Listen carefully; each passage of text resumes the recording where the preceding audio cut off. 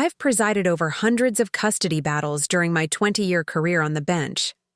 I've witnessed the rawest human emotions, desperation, vindictiveness, heartbreak, unfold in my courtroom day after day. But nothing could have prepared me for what happened last Tuesday when I walked into courtroom 7 and saw my own son sitting at the defendant's table. The same son who, 5 years ago, had chosen his wife over me and cut me out of his life completely. My hands trembled slightly as I adjusted my robes. The weight of the black fabric felt suddenly heavier on my shoulders. My clerk handed me the case file. Reynolds v. Reynolds. A bitter custody dispute over my 7-year-old granddaughter, Lily. A granddaughter I hadn't been allowed to meet.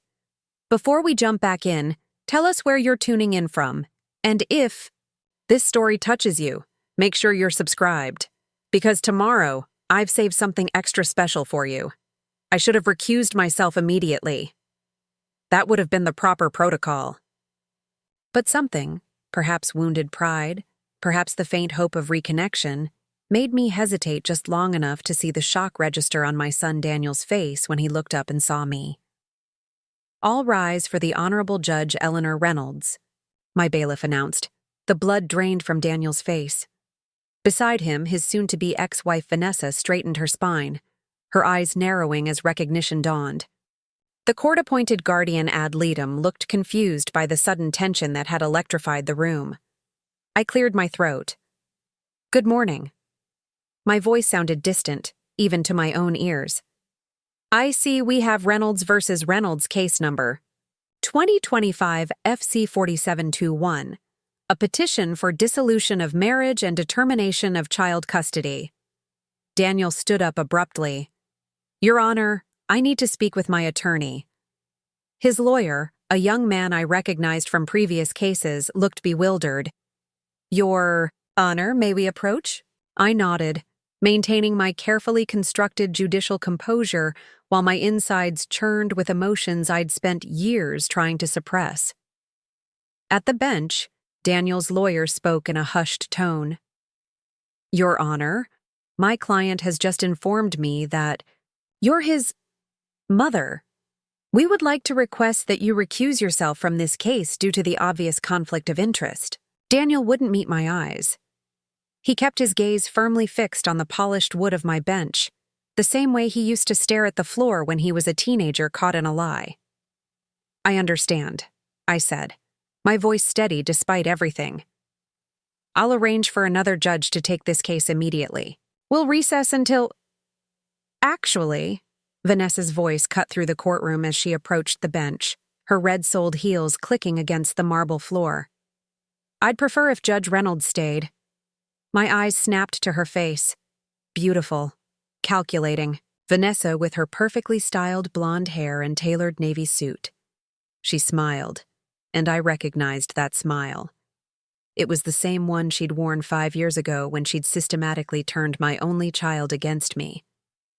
Your Honor, her attorney interjected. My client feels that your reputation for fairness would be advantageous in this case. We're willing to waive any concerns about potential bias. I looked at Daniel, whose face had turned ashen. And your position, Mr. Reynolds.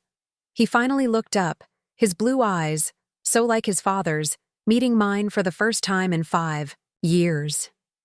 I don't know. His lawyer whispered something urgently in his ear. Daniel shook his head and straightened his shoulders. I believe you should recuse yourself, he said firmly. This is inappropriate. Vanessa's smile hardened. Are you implying your own mother would be unfair, Daniel?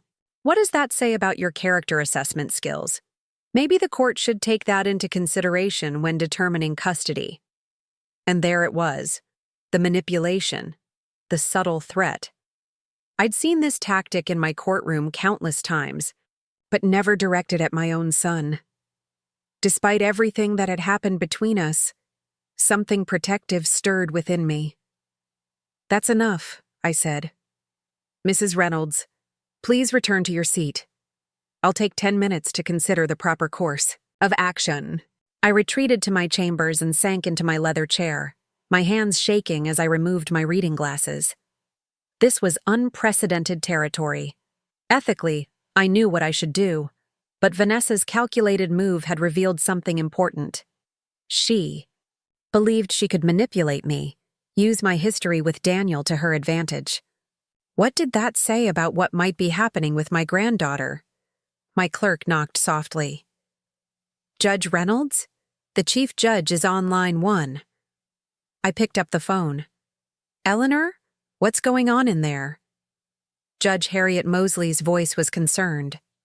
I just got word that you're presiding over your son's custody case.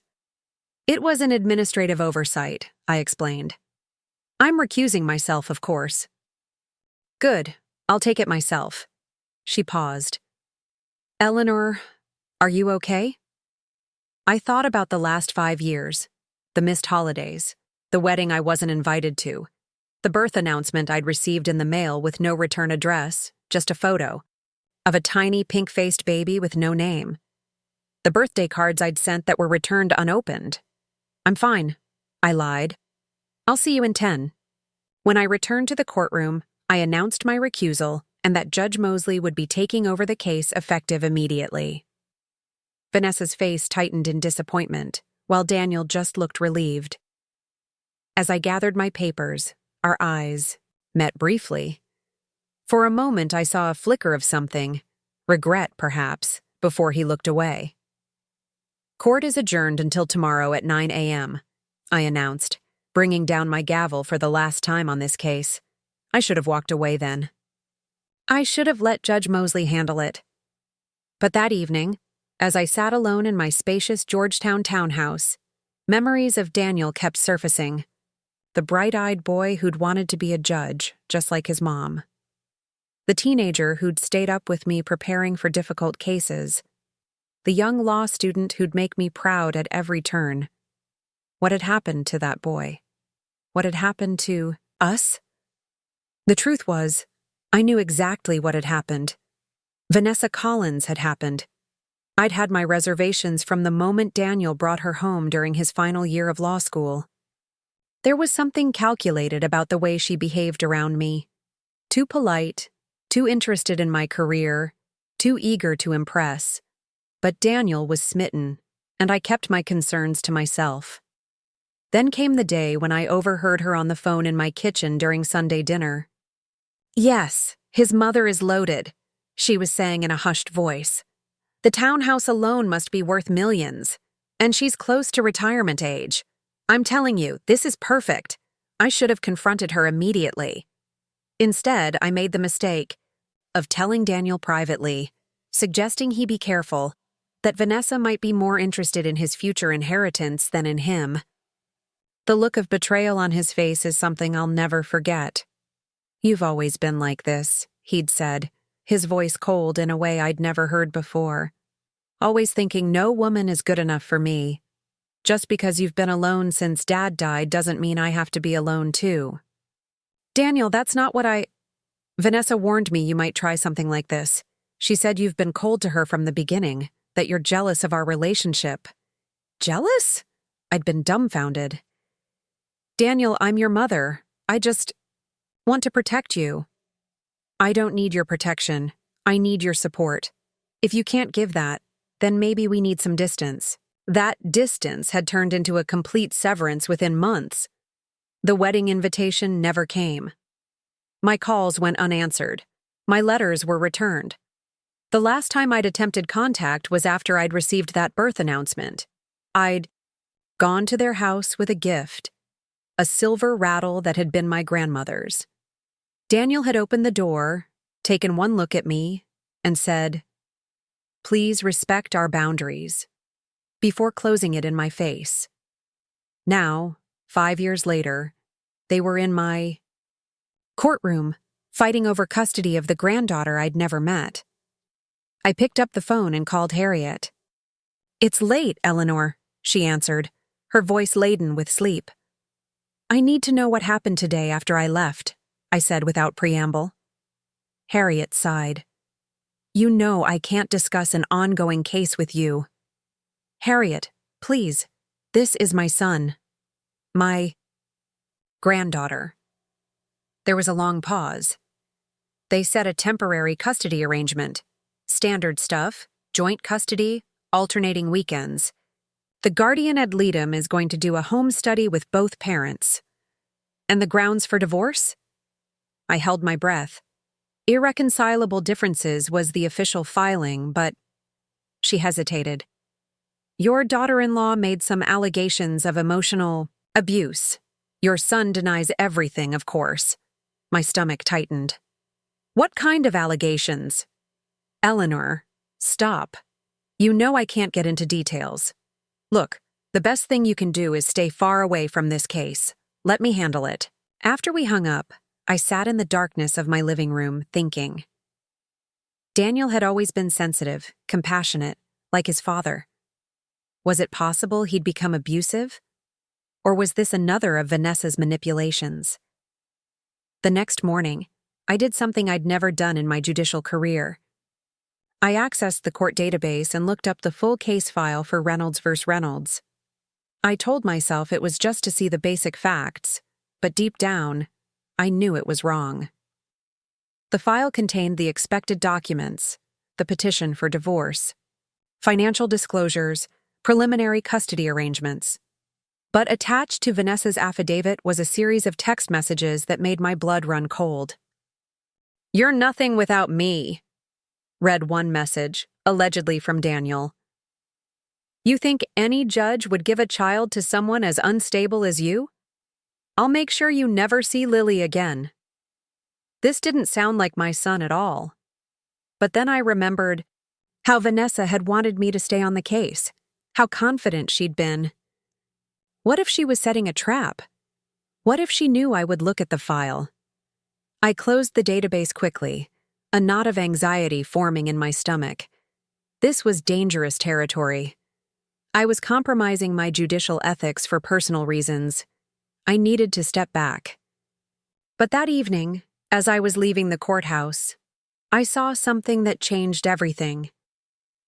Daniel was sitting alone on a bench in the park across from the courthouse, his head in his hands. Before I could think better of it, I found myself walking toward him. He looked up as my shadow fell across him, his eyes widening in surprise. "Mom," he said, the word sounding foreign after so many years of silence. "Daniel." I hesitated, then gestured to the empty space beside him. "May I?" He nodded reluctantly, shifting to make room.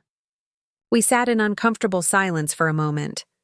5 years of estrangement stretched between us like an uncrossable chasm. "I didn't know you were assigned to the case," he finally said. It was. A shock. For me as well. I looked straight ahead at the fountain in the center of the park. "Daniel, Please don't," he interrupted. "I can't handle a lecture right now." I wasn't going to lecture you. I turned to face him, really looking at him for the first time. There were new lines around his eyes. His hair was shorter, with the faintest touches of gray at the temples. He looked tired, beaten down. "I just wanted to ask if you're all right." He laughed, a hollow sound devoid of humor. "Am I all right? I'm in the middle of a divorce from a woman who's trying to take my daughter away from me. A woman who's been—" He stopped abruptly. "Who's been what, Daniel?" He shook his head. "It doesn't matter. You wouldn't believe me anyway. You never liked Vanessa." "That's not fair," I said quietly. "I tried with her. I really did. You accused her of being a gold digger. I expressed concern about something I overheard. There's a difference." He stood up abruptly. "This was a mistake. I should go." "Daniel, wait." I reached for his arm but stopped short of touching him. "Whatever has happened between us, I'm still your mother. I still care about you." He looked down at me, his expression unreadable. "Do you care about Lily too? Your granddaughter? The one you've never even tried to see?" The accusation hit like a physical blow. "Never tried?" "Daniel, I came to your house. You shut the door in my face." Confusion crossed his features. "What are you talking about? You never came to our house." Yes, I did. After I received the birth announcement, I brought a gift, your great-grandmother's silver rattle. He shook his head slowly. I never got any gift, and I certainly never turned you away at the door. His brow furrowed. Vanessa said you refused to acknowledge Lily when she was born. That you said. He hesitated. That you said you didn't want anything to do with a child that was half hers. My mouth fell open in shock. I would never say something so cruel. Never. Daniel sat back down heavily, his face troubled. She showed me the text message. From your number. Daniel, I never sent any such message. The only communication I received about Lily's birth was a photo in the mail with no return address or note. He pulled out his phone, scrolled through it, and handed it to me.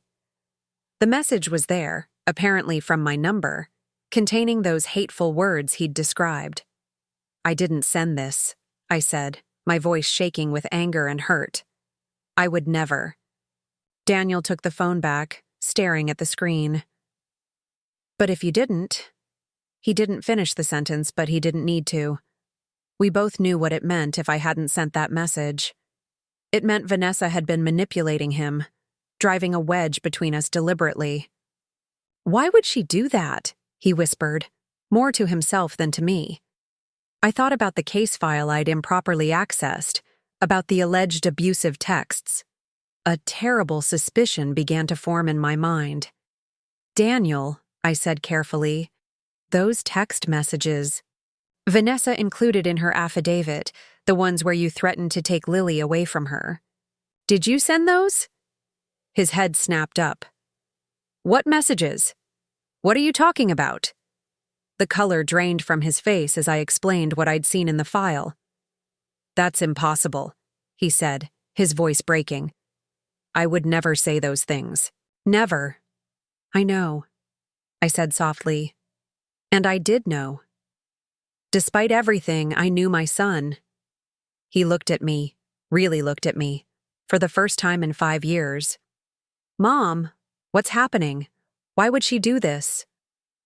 Before I could answer, his phone rang. He glanced at it, his expression hardening. It's Vanessa. I have to take this. It's about Lily. He answered, and I could hear Vanessa's voice, high and tight, though I couldn't make out the words. No, that's not what we agreed, Daniel said firmly. The custody arrangement says I get her this weekend. He listened, his jaw clenching. Vanessa, you can't just change the schedule whenever you want. More sharp words from the other end of the line. Fine, he finally said, his voice resigned. But this isn't right, and you know it. He hung up and turned to me, his expression bleak. She's not bringing Lily for my weekend. Says she's sick. Is she? I asked gently. Probably not. This has happened before. Whenever I push back against something Vanessa wants, suddenly Lily is too sick for visitation. I took a deep breath. Daniel, I think we need to talk, really talk, about everything that's happened. He hesitated, then nodded. Not here, though. My house? I suggested, hardly daring to hope. To my surprise, he agreed. I'll follow you there. As we walked to our separate cars, I felt a mixture of hope and apprehension. This conversation was 5 years overdue, but it might be the key to understanding what was really happening with Vanessa, with Lily, with all of us. What I didn't realize yet was that this was just the beginning of a much darker story than I could have imagined. A story that would test not only my relationship with my son, but also my faith in the very justice system I'd served for 2 decades. The weight of what was to come hung in the air as I watched Daniel in my rearview mirror, following me home for the first time in 5 years. The past was finally catching up to us, but the future remained shrouded in uncertainty, a tangled web of lies, manipulation, and a child caught in the middle. Little did I know that the truth, when it finally came to light, would shake the foundations of everything I thought I knew about my son, his marriage, and the granddaughter I had yet to meet. The Georgetown townhouse looked exactly as Daniel remembered it. The weathered brick facade, the glossy black door with its brass knocker, the carefully tended window boxes now blooming with early spring tulips. As he followed me inside, I noticed how his eyes lingered on familiar objects. The grandfather clock in the foyer that had been his father's pride and joy, the gallery wall of family photos where his graduation picture still held a place of honor, the worn leather armchair where he'd spent countless hours studying for the bar exam. "You still have Dad's chair," he said quietly, running his hand along the worn leather. "Of course." I set my keys in the crystal dish by the door. "Would you like something to drink? I have that Scottish whiskey you used to like." A flicker of surprise crossed his face. "You remember that?" "Daniel, I remember everything about you." I moved to the liquor cabinet, my hands only slightly unsteady as I poured 2 fingers of amber liquid into crystal tumblers. "Just because you cut me out of your life doesn't mean I cut you out of my heart." He accepted the glass wordlessly, then sank into his father's chair. I took a seat on the sofa across from him, giving him space while keeping him in my sightline, a habit from decades in the courtroom, where watching body language was often as important as hearing testimony. "Start from the beginning," I said. "Tell me what's really going on with you and Vanessa." Daniel took a long swallow of whiskey, then set the glass down carefully. "I didn't know she was blocking your attempts to contact us. I swear, Mom." "I believe you," I said simply. He looked up, startled by my easy acceptance. "You do?" "You were never a good liar, Daniel. Not even as a child." I smiled faintly. "Remember when you broke my Waterford vase playing indoor baseball?" A reluctant smile tugged at his lips. "You knew it was me before I said a word." "Your face gives you away. Always has." I leaned forward. "So tell me the truth now. All of it." He took a deep breath. "Things with Vanessa weren't always bad. In the beginning, she was everything I thought I wanted. Smart, ambitious, beautiful. She seemed to understand my world, my goals." He paused. "But after we got married, things changed. She became controlling. At first, it was little things. What I wore, who I spent time with. Then bigger things. Like cutting you off from me," I said quietly. He nodded, his expression pained. "She told me you'd said terrible things about her, that you'd called her awful names, accused her of trapping me. And He looked away, shame etching lines around his mouth. "I believed her. I was so angry with you." "Why?" I asked, genuinely puzzled. "Why would you believe I'd suddenly turn into someone who would say those things?" "Because she had evidence." He pulled out his phone again. Text messages, voicemails, even a recording of you supposedly ranting about her to a colleague. He shook his head. "Looking back now, I can't believe I didn't question it more. The voice on that recording, it sounded like you, but not exactly like you. And the things you supposedly said, they weren't how you talk." A chill ran through me. She fabricated evidence?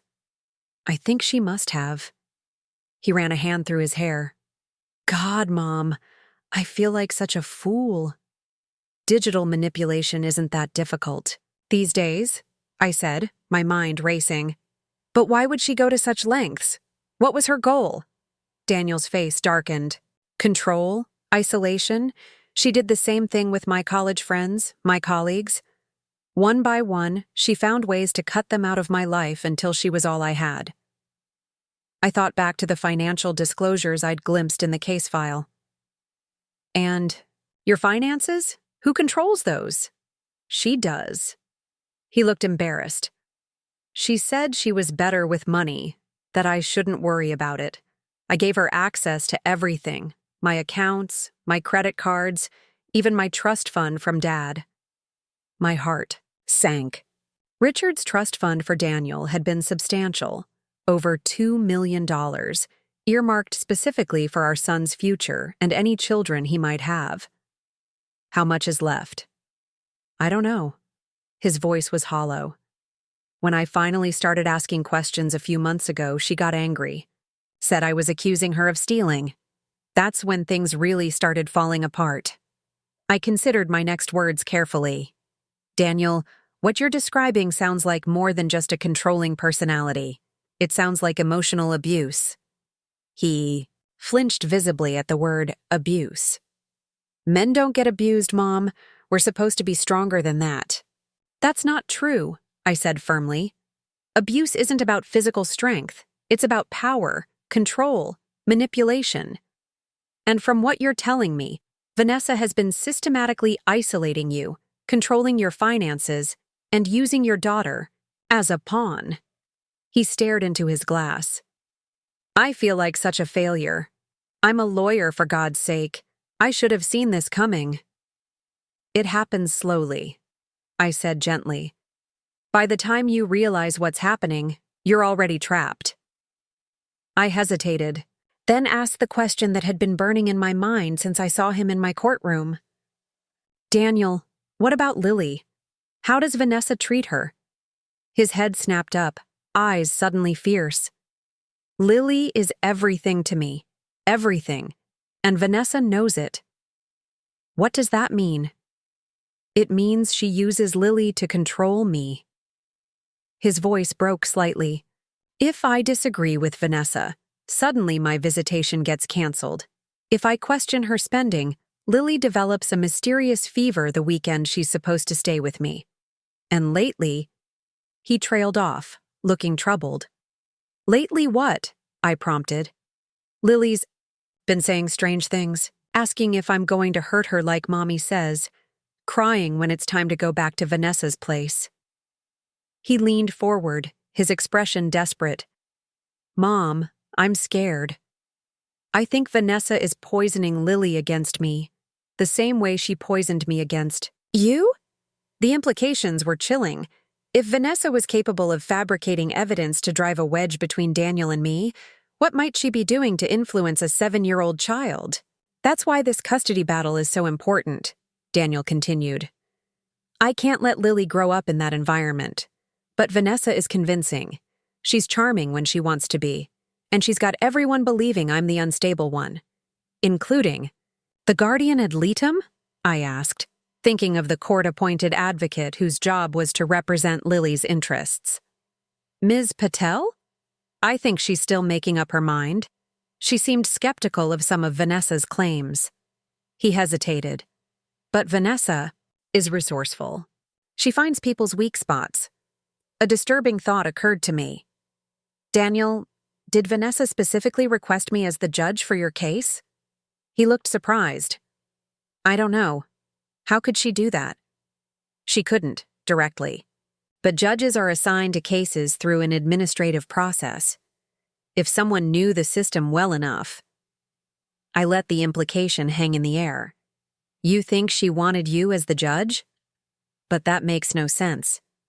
Why would she want someone who knows her history? Maybe because she thought she could manipulate me, I said slowly. Use our estrangement against you. Play on my emotions. I remembered the calculating look in Vanessa's eyes when she'd insisted I stay on the case.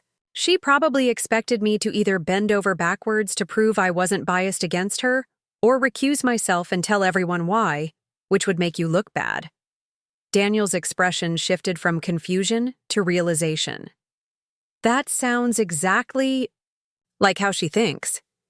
We sat in silence for a moment, the weight of 5 wasted years hanging between us. Daniel, I said finally, I need to know if you want to repair our relationship. Not just because of this case or because of Lily, but because you want your mother back in your life. He met my gaze directly. I never wanted to lose you, Mom. I thought I was protecting myself from someone who was trying to hurt me and my wife. I was wrong. And I'm sorry. His voice cracked slightly. So, yes, I want to fix this. For the first time since I'd seen him in my courtroom, I allowed myself to feel a flicker of hope. but there were practical matters to address. We need to be careful, I cautioned. If we suddenly reconcile, Vanessa will know you're figuring things out. And if she's as manipulative as you say, that could put both you and Lily at risk. He nodded, grimly. She's already threatened to take Lily and disappear if I don't agree to her terms. Says she has friends who would help her start over somewhere I'd never find them. The lawyer in me immediately recognized the severity of this threat. That's parental kidnapping. It's a federal crime. I know, but knowing that won't bring Lily back if Vanessa follows through. He leaned forward earnestly. Mom, I need your help. Not as a judge. I know you can't be involved in the case. But as someone who understands the system, someone who knows how people like Vanessa operate, I felt torn between my duty as a judge and my instinct as a mother. Daniel, I want to help you, but I have to be extremely careful about how I do it. I can't give you legal advice or discuss Judge Mosley's handling of the case. I understand, but you can help me understand what to expect, right? Guide me on how to prepare? I considered this carefully. I can tell you how custody evaluations generally work, what judges typically look for in these situations. That wouldn't cross any ethical lines. Relief washed over his face. That's all I'm asking for. There's something else we need to discuss, I said, switching gears. If Vanessa has been manipulating evidence, we need to expose that, but we have to do it the right way. How? She's... Careful. The fake text came from what looks like your actual number. There are experts who can analyze digital evidence, determine if it's been tampered with. I thought for a moment. You need a good forensic tech specialist on your legal team. He looked discouraged. I can barely afford my current attorney. Vanessa's been bleeding me dry financially. I'll handle it, I said without hesitation. Mom, no, I can't let you... Daniel. I cut him off firmly. This isn't just about you anymore. It's about Lily, my granddaughter. My voice softened. Let me do this. Please. After a moment, he nodded. Okay. Thank you. We spent the next hour strategizing, carefully outlining what would be permissible for me to advise on and what would cross ethical boundaries. I shared general insights about custody evaluations, the importance of documenting everything, maintaining a stable home environment, demonstrating willingness to foster the child's relationship with both parents despite personal differences. Daniel listened intently, occasionally jotting notes on his phone. It reminded me of our study sessions when he was in law school, and for a moment, it felt like no time had passed at all. As midnight approached, he reluctantly stood to leave. I should go. I have to be in court tomorrow. I walked him to the door, uncertain how to say goodbye after such an emotional reunion. To my surprise, he pulled me into a tight embrace. I missed you, Mom, he whispered. I'm so sorry. I held him close, savoring the moment I'd dreamed of for 5 years. I missed you too, more than you know. After he left, I sat in my living room for a long time, processing everything I'd learned. If Daniel was right about Vanessa, my granddaughter, was in the hands of a master manipulator, someone willing to destroy relationships, fabricate evidence, and potentially harm a child psychologically to maintain control. I needed to be careful, but I also needed to act.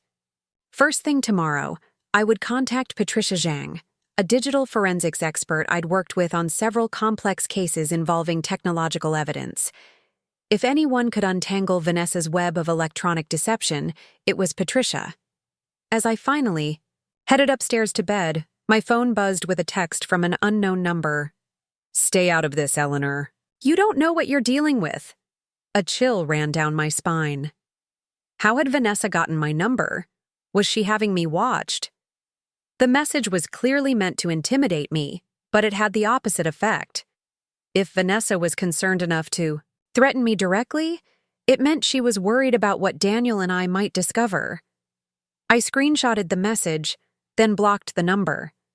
Two could play at the evidence game, and I'd been collecting proof of wrongdoing longer than Vanessa had been alive. As I drifted off to sleep, I found myself thinking about Lily, the granddaughter I'd never met. Daniel had shown me a recent photo earlier in the evening. She had his eyes and my chin, a perfect blend of the Reynolds family traits. The thought of her caught in Vanessa's manipulative web filled me with renewed determination. Tomorrow would mark the beginning of a new phase in this battle. Vanessa Reynolds might have thought she was clever choosing me as her adversary, but she had seriously underestimated what a mother and grandmother would do to protect her family. What I didn't realize was that Vanessa's text was just the first salvo in what would become an increasingly dangerous game. She wouldn't give up her control easily, and she had resources I hadn't yet discovered. But then again, so did I. The true test would come the following day, when I received a call that would change everything, a call about Lily. The call came at 6:17 a.m. I was already awake, reviewing case notes for the day's docket when my phone lit up with Daniel's number. Mom. His voice was tight with panic. Vanessa didn't bring Lily home last night. I sat up straight, fully alert. What do you mean? She was supposed to drop Lily at my place by 8. She never showed. I've been calling all night, straight to voicemail. I went to her apartment, but no one answered. Her car's gone. The threat from Daniel's conversation yesterday echoed in my mind. She's already threatened to take Lily and disappear if I don't. Agree to her terms. Have you called the police? I asked, already pulling on clothes with my free hand. Yes, but they said it's not technically a missing persons case yet. Since Vanessa has joint custody, they're treating it as a custodial disagreement. They told me to contact my lawyer. Text me your address, I said, grabbing my car keys. I'm coming over. 15 minutes later, I pulled up to Daniel's modest brownstone in Brooklyn. The neighborhood was a far cry from the upscale Georgetown address where he and Vanessa had lived during their marriage. Another sign of the financial control Vanessa had exerted. She had kept their marital home in the eye. Separation. Daniel looked like he hadn't slept in days. His hair was disheveled, his eyes red-rimmed, stubble darkening his jaw. I've called everyone I can think of, he said as soon as I walked in. Her parents claim they haven't heard from her. Her friends aren't returning my calls. I surveyed the living room, neat but sparse. A child's purple backpack sat by the door. Colorful drawings were magneted to the refrigerator. A small bedroom visible down the hallway had been painted pale yellow, with a collection of stuffed animals arranged on a twin bed. All the signs of a father trying to create a stable, loving home for weekend visits. Tell me about the custody arrangement again, I said, taking a seat at his kitchen table. Standard joint custody. I have Lily every weekend from Friday evening to Sunday evening, plus Wednesday nights. He ran a hand through his already messy hair. Vanessa was supposed to drop her off yesterday at 8. When she didn't show by 9, I started calling. By midnight, I was at her place, but the doorman said they'd left earlier with suitcases. My judicial instincts kicked in. This doesn't sound like a spontaneous decision. She must have been planning this. I paused, considering our options. We need to act quickly. If she's trying to leave the country with Lily... Oh, God. Daniel collapsed into a chair. I didn't even think of that. Does Lily have a passport? Yes. We took her to London last year to visit Vanessa's aunt. I pulled out my phone. I'm calling Patricia Zhang, the digital forensics expert I mentioned yesterday. Then we're getting you an emergency hearing. Daniel looked up, desperate hope in his eyes. Can they really schedule one that fast? For potential parental kidnapping? Yes. I dialed Patricia's number, explaining the situation briefly. I can start right away, she said. I'll need access to his devices and any information he has about her accounts. She'll meet us at the courthouse, I told Daniel after hanging up. Bring your phone, laptop, anything that might have communications with Vanessa on it. He nodded, moving with new purpose. Let me change quickly. As he disappeared into his bedroom, I made 2 more calls. One to Judge Mosley at her home number, and another to my clerk to alert him I wouldn't be on the bench today. By 8:30, we were seated in Judge Mosley's chambers. Harriet's expression was grave as Daniel explained the situation. "Let me be clear," she said when he finished.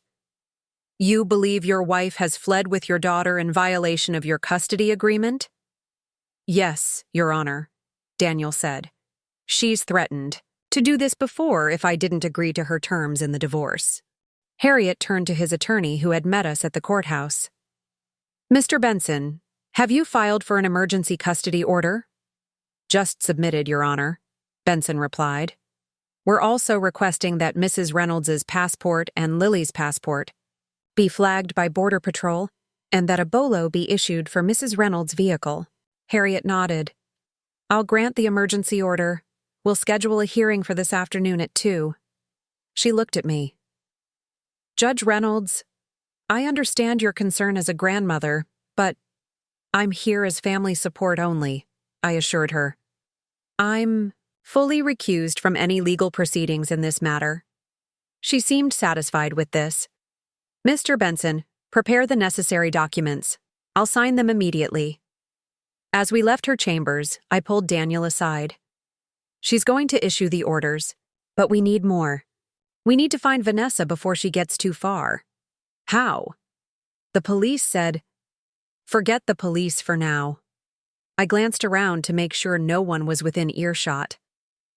"Patricia is waiting for us downstairs. She's going to help us track Vanessa's digital footprint."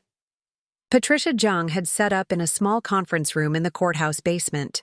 In her early 30s, with a PhD in computer science from MIT, she was the best digital forensics expert in D.C. She'd helped me on numerous cases involving electronic evidence, and her testimony had never been successfully challenged. "Daniel, this is Patricia," I said as we entered. "Patricia, my son." She shook his hand briefly, then got straight to business. "I need access to all your devices and any information you have about your wife's accounts." For the next hour, Patricia worked methodically, examining Daniel's phone and laptop, particularly his communications with Vanessa. She copied text messages, emails, and social media interactions, then began running them through specialized software. "The texts supposedly from your mother," she said, pointing to the screen. "They're definitely manipulated. See this metadata? It's been altered. Same with these emails." She scrolled through more files. "She's created a whole false trail of communications." Daniel looked both vindicated and sick. "Can you prove it in court?" "Absolutely," Patricia nodded. "Now, let me see what I can find about her current location."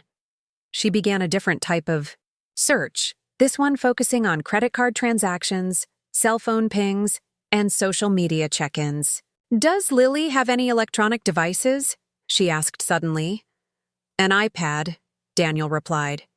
"For games and educational apps. Vanessa keeps it at her place usually." "Is it on your Apple account?" "Yes, we set it up using my Apple ID." Patricia's fingers flew across the keyboard. "If it's powered on and connected to Wi-Fi, we might be able to locate it using Find My iPhone." A map appeared on her screen, and she zoomed in. "There," she said, pointing to a pulsing blue dot. "The iPad is active, and it's at the Mayflower Hotel." Daniel stared at the screen. "That's only a few miles from here. Why would she go to a hotel in the same city?"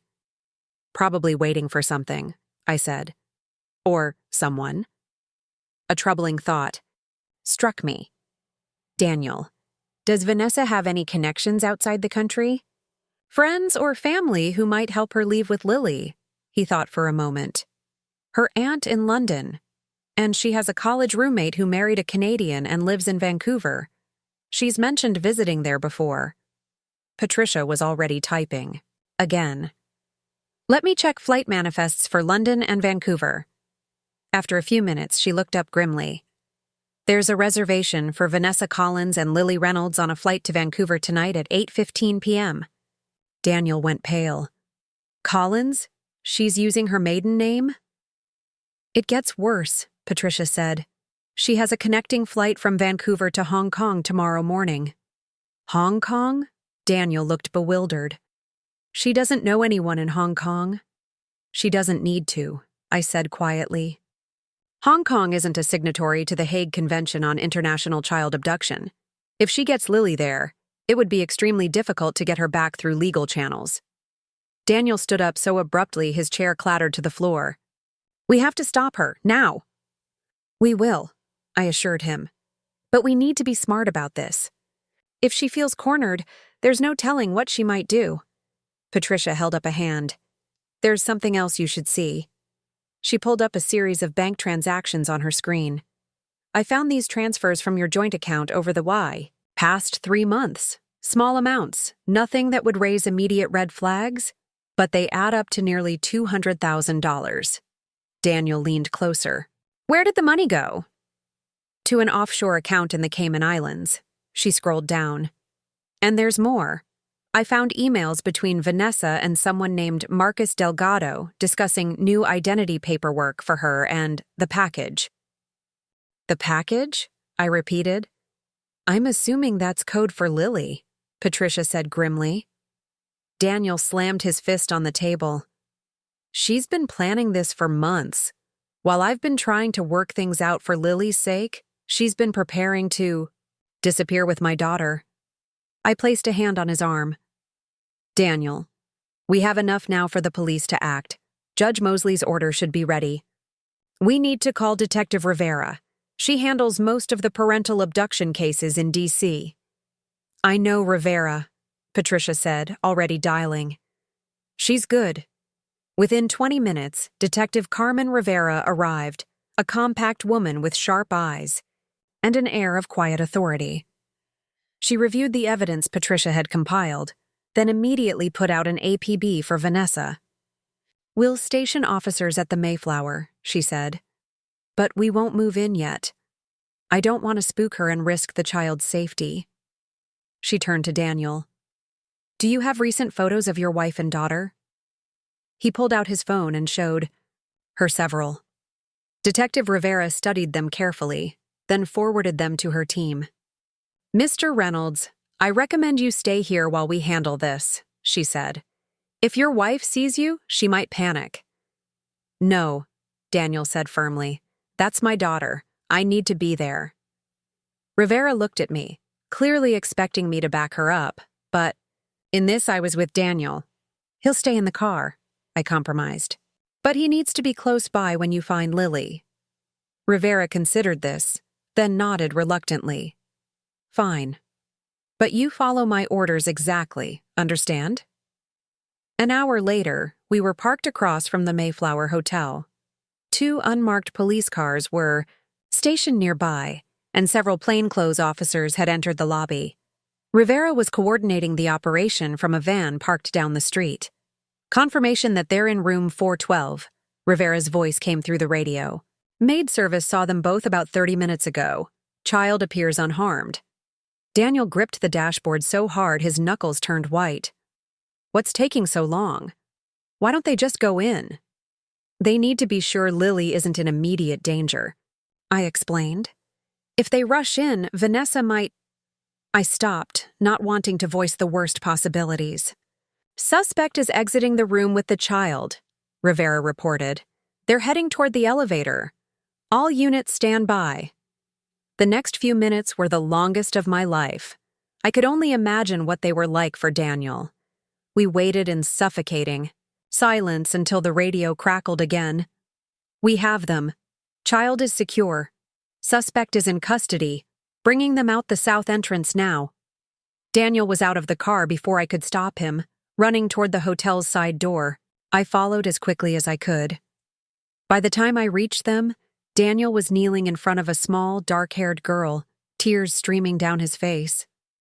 Lily looked confused and frightened, clinging to a worn stuffed rabbit. It's okay, sweetheart, Daniel was saying. Everything's going to be okay now. Over Lily's head, I could see Vanessa being led to a police car, handcuffs glinting on her wrists. Her face was a mask of cold fury as she spotted me standing near Daniel. This is all your fault, she spat. You couldn't stand to see him happy without you. I didn't respond. She wasn't worth the breath it would take. Daniel stood, lifting Lily into his arms. She buried her face in his shoulder, still clutching her rabbit. Daddy, why is Mommy going with those people? She asked in a small voice. Mommy did something wrong, Lilypad, he said gently. She tried to take you away without telling me, and that's not allowed. But she said we were going on a special adventure. Lily looked confused. She said you didn't want us anymore. Daniel's face crumpled with pain. That's not true, sweetheart. I will always want you. Always. It was then that Lily noticed me standing nearby. She studied me with solemn brown eyes. Daniel's eyes. Who's that lady? Daniel turned, still holding her. Close. Lily, this is someone very special. This is your grandmother. Her eyes widened slightly. I have a grandma? Mommy said I didn't have any grandmas or grandpas. Well, she was wrong about that, Daniel said, his voice breaking slightly. You have a wonderful grandmother who's been waiting a very long time to meet you. I stepped forward, my heart pounding. After 5 years of imagining this moment, I was suddenly terrified. What if she rejected me? What if the damage Vanessa had done was too deep? Hello, Lily, I said softly. I'm very happy to meet you. She regarded me seriously for a long moment, then held out her stuffed rabbit.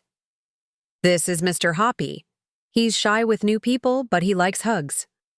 I solemnly shook the rabbit's paw. It's nice to meet you too, Mr. Hoppy.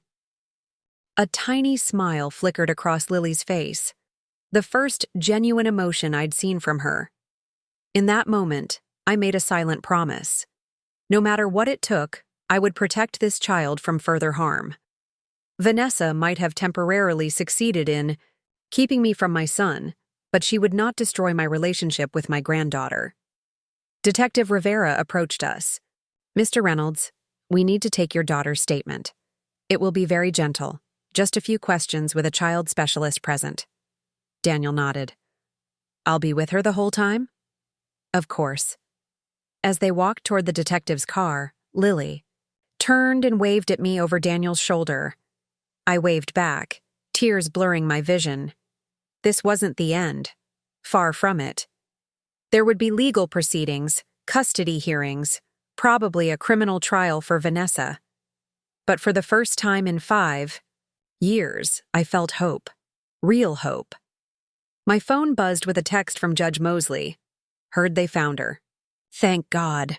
Full hearing tomorrow at 9. Bring everything you have. I texted back a quick acknowledgement, then hurried to catch up with Daniel and Lily.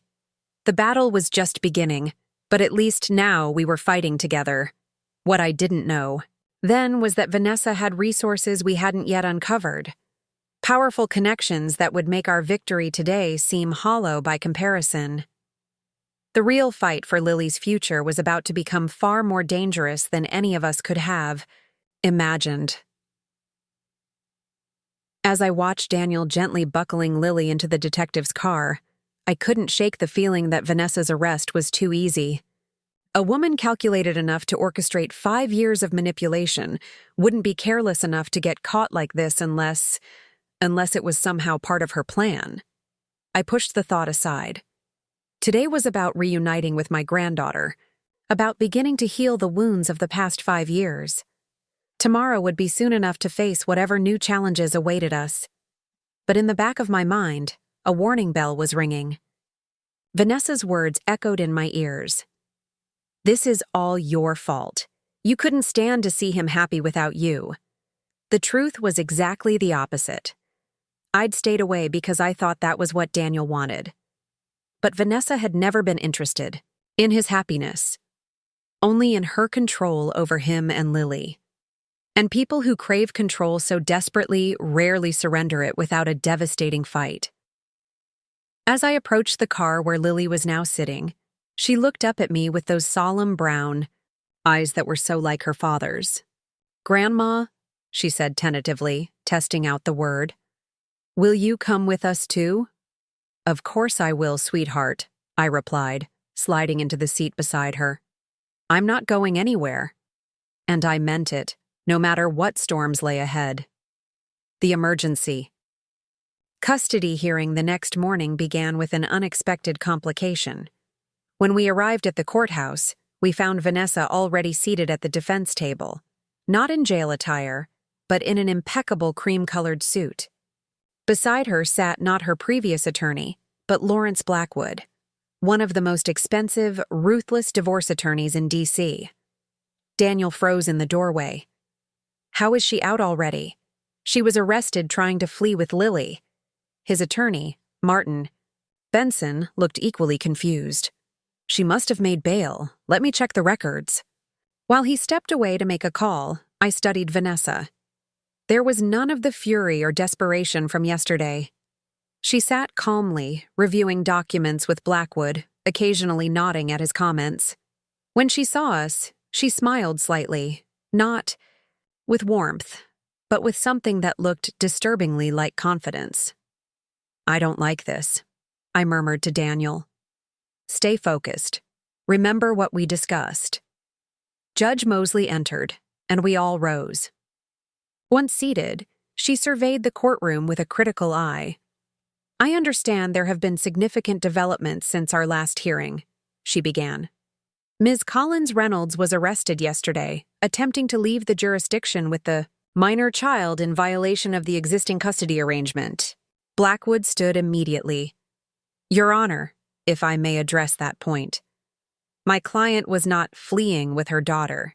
She was taking a short vacation and had every intention of returning before Mr. Reynolds's next scheduled visitation. A vacation? To Hong Kong via Vancouver? Martin Benson countered, holding up a printout of the flight reservations. Using her maiden name and carrying over $50,000 in cash? Blackwood remained unruffled. My client frequently travels internationally for her work in art acquisition. The cash was for purchasing pieces for her gallery. As for using her maiden name, she has been in the process of legally returning to it since the separation began. Judge Mosley's expression remained skeptical. Mr. Blackwood, while I appreciate your creative interpretation of events, the evidence suggests your client was attempting to remove the child from the country. The question before this court is whether temporary sole custody should be granted to Mr. Reynolds pending a full hearing. Blackwood smiled. Actually, Your Honor, we have evidence that calls into question Mr. Reynolds's suitability as a custodial parent. My stomach tightened as he produced a thick folder and approached the bench. What we have here, he continued, are psychiatric evaluations diagnosing Mr. Reynolds with paranoid personality disorder and narcissistic tendencies. We also have sworn statements from the child's pediatrician documenting concerning bruising on 3 separate occasions after weekends with her father. That's a lie, Daniel erupted, half rising from his seat before I gripped his arm, forcing him to sit back down. Control your client, Mr. Benson, Judge Mosley warned, then turned back to Blackwood. I'll review these documents, but I find the timing of their appearance highly convenient. We were preparing to submit them at the scheduled custody hearing next month, Blackwood explained smoothly. Yesterday's events merely accelerated our timeline. As the hearing continued, I watched Vanessa closely.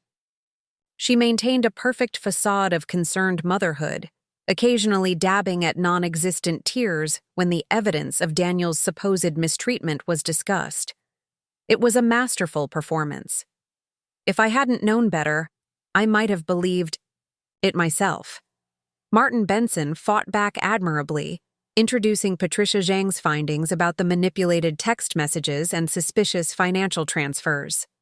He also presented affidavits from Daniel's colleagues attesting to his stable temperament and devotion to Lily. Furthermore, Benson added, we have reason to believe Ms. Collins Reynolds has engaged in a pattern of parental alienation, repeatedly, telling the child that her father doesn't want her, canceling visitations arbitrarily, and fabricating evidence to isolate Mr. Reynolds from his family. Judge Mosley listened carefully to both sides, occasionally asking pointed questions. I could tell she was troubled by the contradictory evidence but trying to maintain objectivity. Given the serious allegations from both parties, she finally said, "I'm reluctant to grant sole custody to either parent at this time. Instead, I'm ordering the following temporary arrangement. The child will reside primarily with Mr. Reynolds, with Ms. Collins Reynolds having supervised visitation 3 times per week. Additionally, both parents will undergo psychological evaluation by court-appointed experts, and the child will be interviewed by a specialist in parental alienation." She fixed Vanessa with a stern look. "Ms. Collins Reynolds, you are required to surrender your passport and the child's passport to the court. You are not to leave the District of Columbia without the court's permission. Violation of these terms will result in immediate termination of your visitation rights." Vanessa's composure slipped momentarily, a flash of rage crossing her features, before she smoothed her expression back to one of maternal concern. "Your Honor," Blackwood interjected, "my client has several important business trips scheduled in the coming weeks. Restricting her travel would cause significant professional hardship." "Your client's professional concerns are secondary to the welfare of the child," Judge Mosley replied firmly. "The temporary order stands. We'll reconvene for a full custody hearing in 30 days, by which time I expect to have the results of all evaluations." As we left the courtroom, Daniel was visibly shaken. "Those psychiatric reports, they're complete fabrications. I've never been evaluated for any mental health condition. And Lily has never had unexplained bruising," I added. "It's another of Vanessa's manipulations." Martin Benson nodded grimly. "We'll subpoena the alleged doctors who performed these evaluations. If they don't exist or deny treating you, that's evidence of perjury." As we talked, I noticed Vanessa and Blackwood deep in conversation near the elevator. Another man had joined them, tall, silver-haired, with an expensive suit and an air of authority. "Who is that?" I asked, nodding toward the trio. Daniel followed my gaze and frowned. "I don't know. I've never seen him before, but I had. Senator James Harrington, chairman of the Senate Judiciary Committee, the same committee that approved federal judicial appointments. What was he doing with Vanessa?" "I need to make a call," I told Daniel. "I'll meet you downstairs in 10 minutes.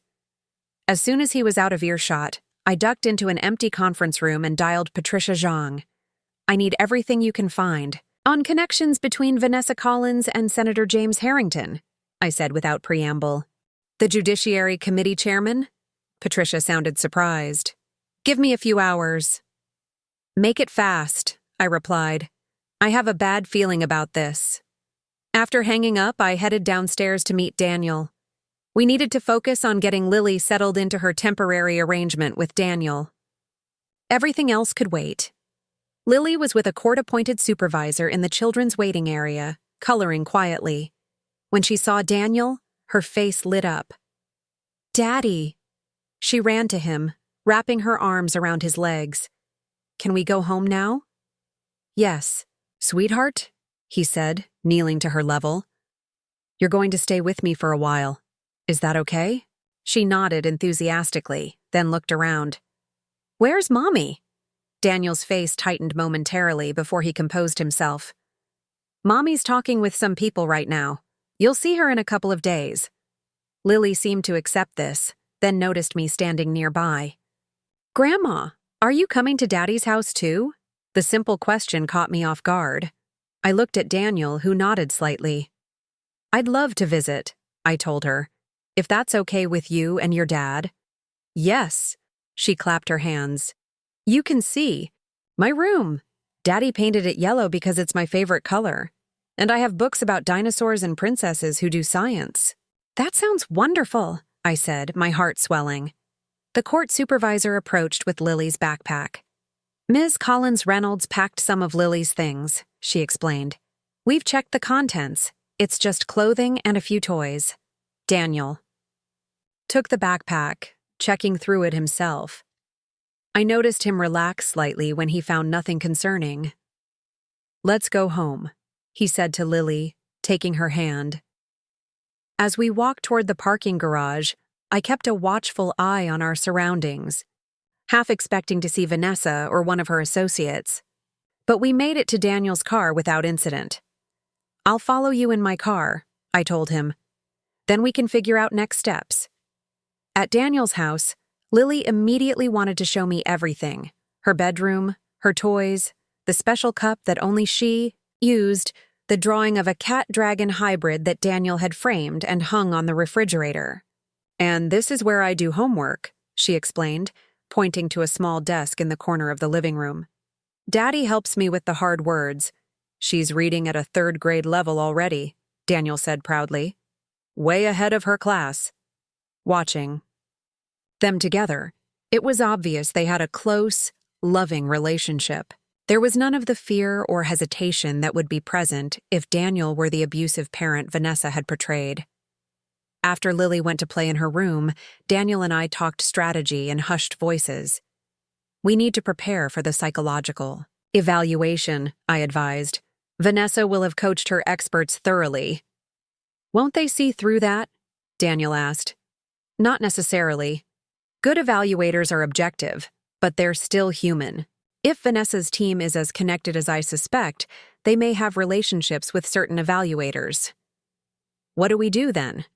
"We request specific evaluators known for their expertise in parental alienation cases, and we gather as much counter-evidence as possible." My phone buzzed with a text from Patricia. "Found something. Call ASAP." "I need to take this," I told Daniel, stepping into his small backyard for privacy. Patricia answered immediately. "You're not going to believe this," she said without preamble. "I found financial transactions between Harrington's super PAC and a shell company owned by Vanessa Collins. Large amounts, over $500,000. "For what purpose?" I asked, though I was already forming a sick suspicion. "Art acquisitions, officially. But there's more. I found emails between Vanessa and Harrington dating back 3 years. They're intimate in nature." "They're having an affair," I concluded. "We're having an affair," Patricia corrected. "The emails stopped about a year ago. But there's something else. In one exchange, Vanessa mentions ensuring our arrangement remains beneficial to both parties. Harrington responds with, 'You'll be taken care of as long as you stay discreet.' Blackmail," I murmured. "She's blackmailing a U.S. senator." "It looks that way. And, Eleanor, Harrington is on the Judicial Review Committee that's considering your nomination to the Federal Appeals Court." I closed my eyes briefly. My nomination had been in process for months, a culmination of 20 years on the bench. Now I understood Vanessa's confidence in court. She wasn't just fighting for custody of Lily. She was leveraging her connection to Harrington to pressure me. "There's one more thing," Patricia added. "Those psychiatric reports Vanessa presented? I traced them. They're from a Dr. Malcolm Stevens. He's Harrington's brother-in-law." The pieces were falling into place. Vanessa had been playing a much longer, more complex game than we'd realized. "Thank you, Patricia," I said. "Send me everything you found, securely." When I returned inside, Daniel was helping Lily build a fort out of couch cushions and blankets. The sight of them laughing together, my son and granddaughter, filled me with fierce protectiveness. "Everything okay?" Daniel asked, noticing my expression. "We'll talk later," I promised, not wanting to discuss it in front of Lily. That evening, after we'd had dinner and Daniel had put Lily to bed, I explained what Patricia had discovered. "So Vanessa is using her relationship with Harrington to manipulate the case," Daniel said, looking sick, "and potentially to threaten your judicial appointment." "It appears that way," I confirmed. "The question is, what do we do with this information?" "Take it to Judge Mosley, obviously." I shook my head. "It's not that simple. These are serious allegations against a powerful senator. Without concrete proof, we could be accused of attempting to improperly influence the court." "But Patricia found emails, financial records, obtained through methods that might not be admissible in court," I pointed out. We need to be careful about how we proceed. Daniel paced his small living room. So we just let Vanessa use her connection to try to steal Lily from me? No, I said firmly. We fight smart. We gather admissible evidence, and we prepare for Vanessa to escalate this situation further. As if on cue, Daniel's phone rang. The caller ID showed his lawyer's number. Martin, he answered, putting the call on speaker. What's happened? You need to turn on Channel 7 News, Martin said grimly. Right now. Daniel grabbed the remote and switched on the television. A familiar face filled the screen. Vanessa, sitting across from a sympathetic interviewer, tears streaming down her perfectly made-up face. I fear for my daughter's safety, she was saying. The court has temporarily placed her with her father despite documented evidence of abuse. I'm speaking out now because I have no choice. The system has failed to protect my little girl. Mrs. Reynolds, the interviewer prompted. You've alleged that your mother-in-law, Judge Eleanor Reynolds, has used her influence to bias the proceedings. Can you elaborate? Vanessa dabbed at her eyes with a tissue. Judge Reynolds has always resented me. She never thought I was good enough for her son. Now she's using her connections in the judiciary to punish me by taking away my daughter. That's a serious allegation against a sitting judge, the interviewer noted. I know, Vanessa said, her voice breaking. But I have to speak the truth no matter the consequences. My daughter's life is at stake. Daniel muted the television, his face ashen. She's gone public. Why would she do that? Because she's desperate, I said quietly. And because it puts pressure on Judge Mosley, on the evaluators, on everyone involved. Now they'll be under public scrutiny, which makes it harder for them to rule against the tearful mother without facing backlash. It's slander, Daniel protested. We could sue. And that would just keep the story in the news longer, I pointed out. Which is exactly what she wants. Martin's voice came through the phone. There's more. She's filed a formal complaint against Judge Reynolds with the Judicial Ethics Committee, alleging improper influence in the case. My heart sank. This was no longer just about custody of Lily. Vanessa was directly attacking my professional reputation, my career, everything I'd built over decades of service. What do we do? Daniel asked, looking from me to the phone. I took a deep breath, steadying myself. We stick to our plan. The truth is on our side, but we need to be prepared for things to get worse before they get better. How could they possibly get worse? Daniel asked. I didn't answer immediately. I was thinking about the depths to which Vanessa had already sunk, the lengths to which she'd gone to maintain control. She'd manipulated my son for years, fabricated evidence, attempted to flee with Lily, and now launched a public smear campaign. She could try to take Lily again, I finally said. And this time she might be more careful about it. I won't let that happen, Daniel vowed. Neither will I assured him. But from now on, we need to be vigilant. Lily shouldn't be left alone, even for a moment, and we need to alert her school about the situation. As we discussed security measures, I couldn't shake the feeling that Vanessa's public attack was just the opening move in a new, more dangerous phase of her strategy. By making this a public spectacle, she'd effectively backed herself into a corner. She couldn't back down now without losing face. And people who feel trapped often resort to desperate measures. What I didn't yet realize was just how desperate Vanessa would become, or how far she would go to maintain her control over Lily and punish those who stood in her way. The most dangerous battles still lay ahead, and the next 48 hours would test all of us in ways we couldn't imagine. For now, though, Lily slept peacefully in her yellow bedroom, surrounded by dinosaur books and science princesses, unaware of the storm gathering around her. And I was determined to keep it that way for as long as possible. Tomorrow would bring new challenges, new attacks. But tonight, at least, my son and granddaughter were safe. And for the moment, that was enough. The media firestorm that followed, Vanessa's television interview was swift and merciless.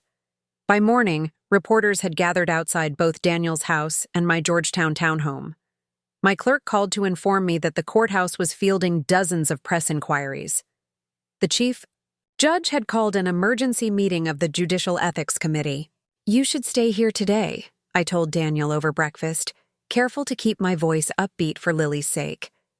She sat at the kitchen table, happily devouring pancakes shaped like dinosaurs, blissfully unaware of the circus developing outside. "Can't hide forever," Daniel replied quietly. "I have to get Lily to school, go to work." I've been thinking about that. I sipped my coffee, watching Lily color the paper placemat Daniel had given her. Maybe we should consider keeping her home for a few days, just until things settle down. Daniel looked troubled. "I don't want to disrupt her routine any more than necessary. She's already dealing with so much change." "Daddy, can I wear my purple shirt to school today?" Lily asked, looking up from her drawing. Daniel forced a smile. "Of course, Lily Pad. With my dinosaur sneakers?" "Absolutely." She beamed, then returned to her coloring. I marveled at her resilience, how quickly she'd adapted to the new arrangement, how naturally she'd accepted my presence in their lives. Children are remarkably adaptable, but they're also perceptive. It wouldn't be long before she sensed the tension surrounding her. My phone buzzed with a text from Patricia. "Need to meet. Found something significant." "Your office, 9 a.m.? I excused myself to call her. "I can't come to the courthouse today," I explained. "It's surrounded by reporters." "This can't wait," Patricia insisted. "And it can't be discussed over the phone."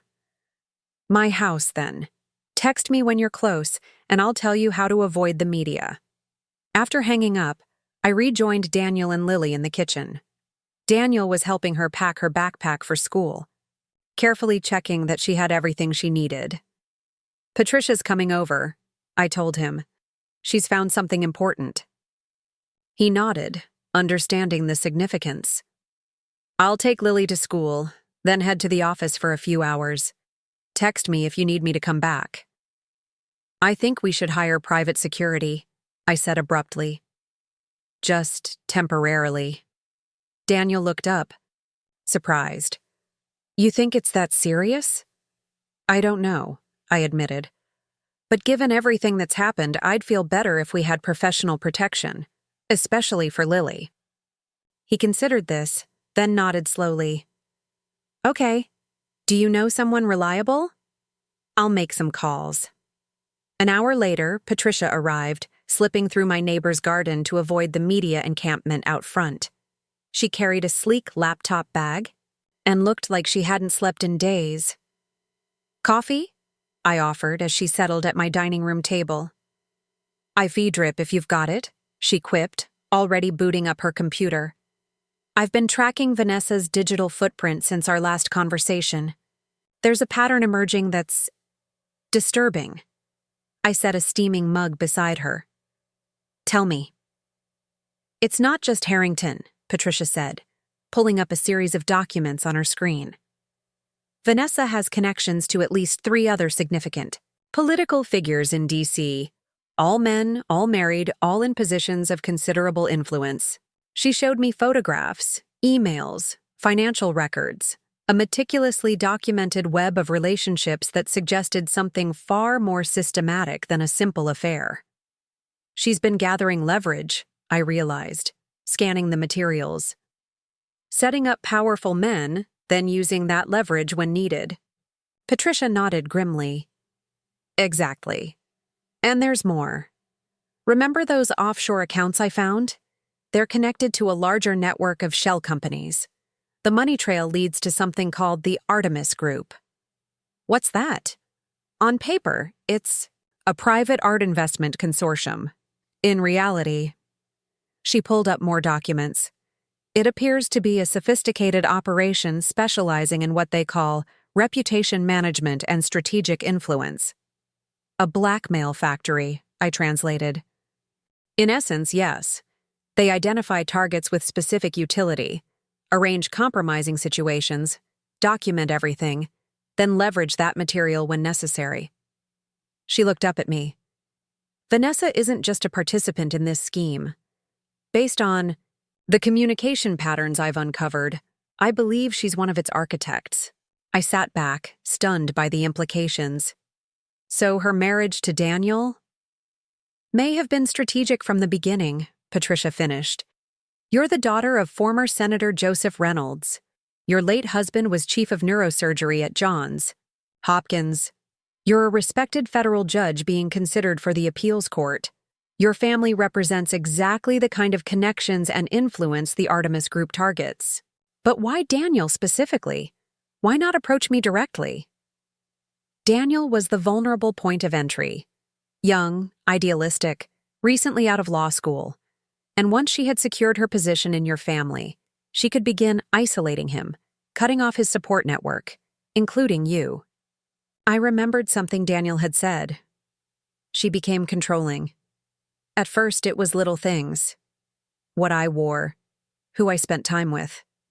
Then bigger things. What about Lily? I asked, a dreadful thought forming. Was she part of the strategy too? Patricia hesitated.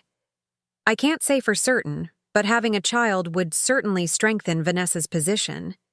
It creates a permanent connection to your family, regardless of whether the marriage lasts.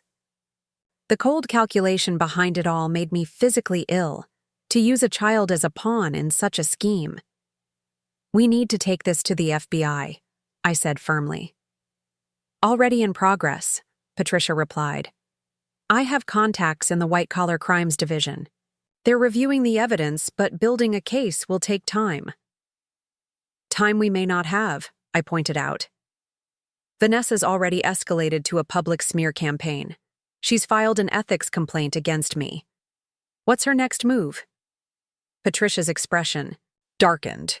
Based on the patterns I've observed in other Artemis group operations, when public pressure doesn't achieve the desired outcome, they typically move to more direct methods of coercion. Meaning? Blackmail, if they have material to use. If not.